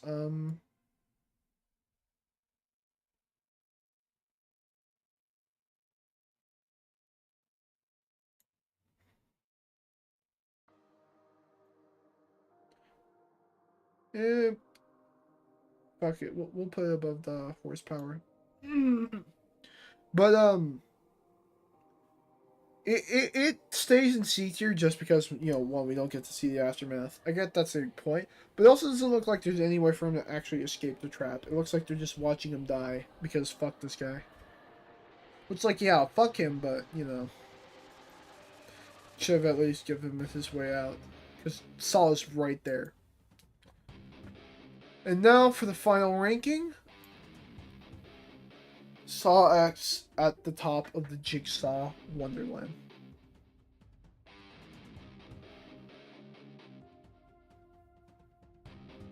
So that is it for this ranking. Let me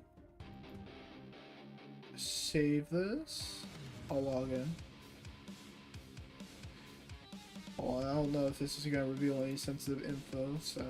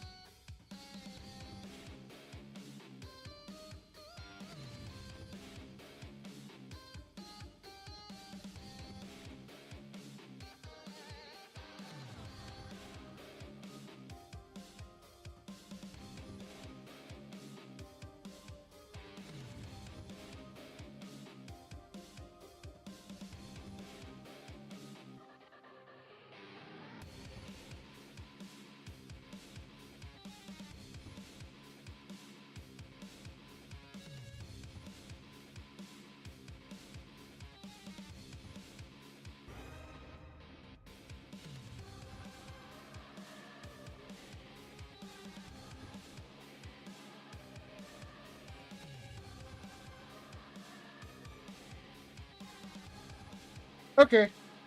Very good. I just didn't want to, log in and accidentally reveal info, so I just did that.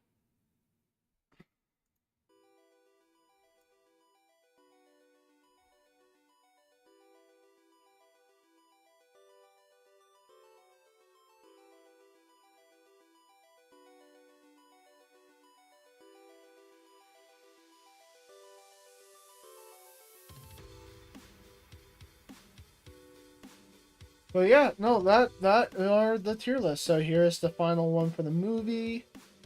Uh, Up in our S tier, we have Saw X and Saw 3. In Gordon's masterpiece, we have Saw 6.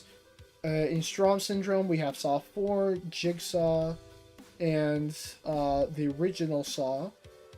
In Bitch Ass Amanda, we have Saw 2. In Hoffman Hate Club, we have Saw 5 and Spiral. And then in Discount Jeff the Killer, we have Saw 3D, which feels about fair for everything. Oh, what the hell? Okay, there we go. And then for this tier list, or our Hello Zep tier, we've got The Rack from Saw 3, Angel Trap, Acid Room from Saw 4, sorry, that was Saw 6. Spike Trap from Saw 4, Brain Surgery from Saw 10, and Cycle Trap from Jigsaw. In our Put Their Whole Bloody Self into it, got the Ice Block, Wire Saw Trap, Freezer Room, 10 Pints of Sacrifice, Bear Trap 2.0, The Furnace, Eye Vacuum, Bedroom Trap, Shotgun Keys, Bloodborne Trap, Shotgun Carousel, Finger Trap, the Reverse Bear Trap, and the Pipe Bomb Trap. In I Want to Play a Game, we have Pound of Flesh, Bathroom Trap, Chainsaw Hangers. Or sorry, not Chainsaw Hangers, just Chain Hangers. Zep's Test, Subway Trap, the Radiation Trap, Spine Cutters, Oxygen Crusher, Ceiling Jars, Glass Coffin, Gallows, Pig Bat, Needle Pit, and Electric Bathtub. In the Satisfactory tier, we have Electrified Staircase. That's always going to stay. Top of C, just because I think it's funny. Gas Chamber, Marcus Banks Test, or the Marionette Trap. Pendulum Trap, Necktie Trap, Death Mask, Bucket Room, Mausoleum, Hangman's Noose, the Leg Wires, Laser Collars, Disembowelment Trap, Horsepower Trap, Shotgun Collar, Classroom Trap, Cyanide Box, and the Magnum Eye Hole. In the Rusty Saw tier, we've got the Bear Trap 3.0, deservingly, Steam Maze, deservingly, Water Cube, Scalping Seat, Glass Grinder, Grain Silo Trap, the Nerve Gas House, Impalement Wheel, Suspended Cage, Razor Wire Maze, the Sentry Gun Trap, Drill Chair, Amanda's Test, Public Execution, as well as the Explosive Puppet. Fuck that bitch. In the Hoffman You Freak tier, we've got the Wax Trap, Wisdom Teeth, Lawnmower Trap, Razor Box, Flammable Jelly, as well as the Shotgun Chair. And then in the Jeff tier, we have the Knife Chair, Jeff's Final Test, the Shotgun Hallway, Pain Train, Silent Circle, and the Brazen Bull. 3D got absolutely fucked over in this tier list, and it deserves to be fucked over in this tier list. Is there a single Saw 3D chat? No, I think they're all below. They're all C tier and below. Shit, I need something to drink. But, yeah, that is all of the tier lists. I'll put these on the YouTube page. Just give me a second here. Let me just pull up. I'll put this in the community tab so this is viewable.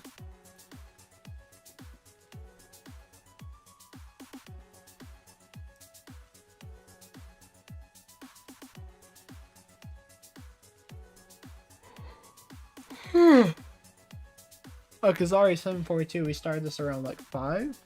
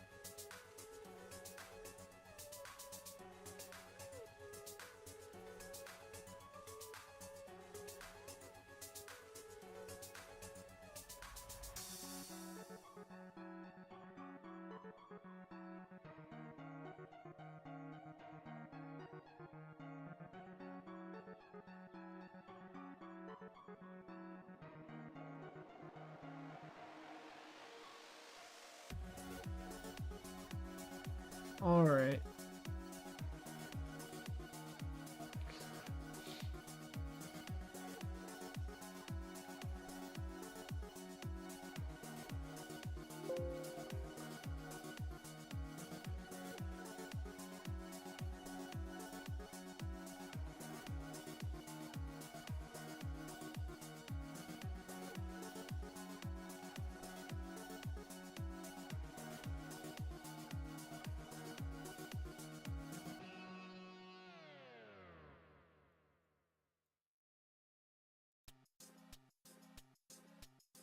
Why the fuck's the preview so small?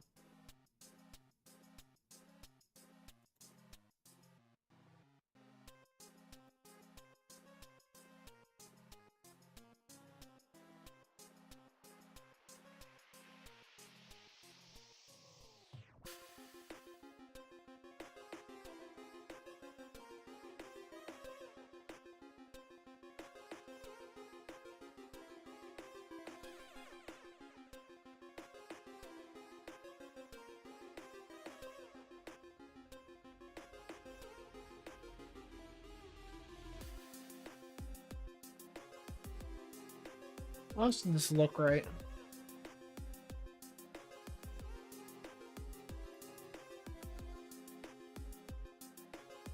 Well, let me check this out from my phone because this doesn't look right.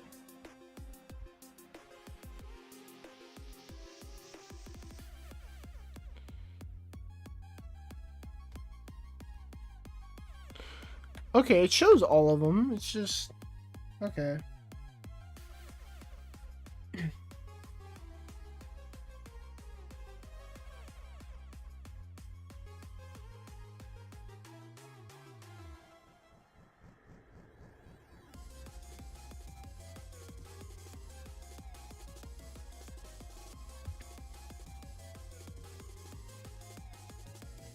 Yeah, but I think I'm satisfied with the results that we've had so far.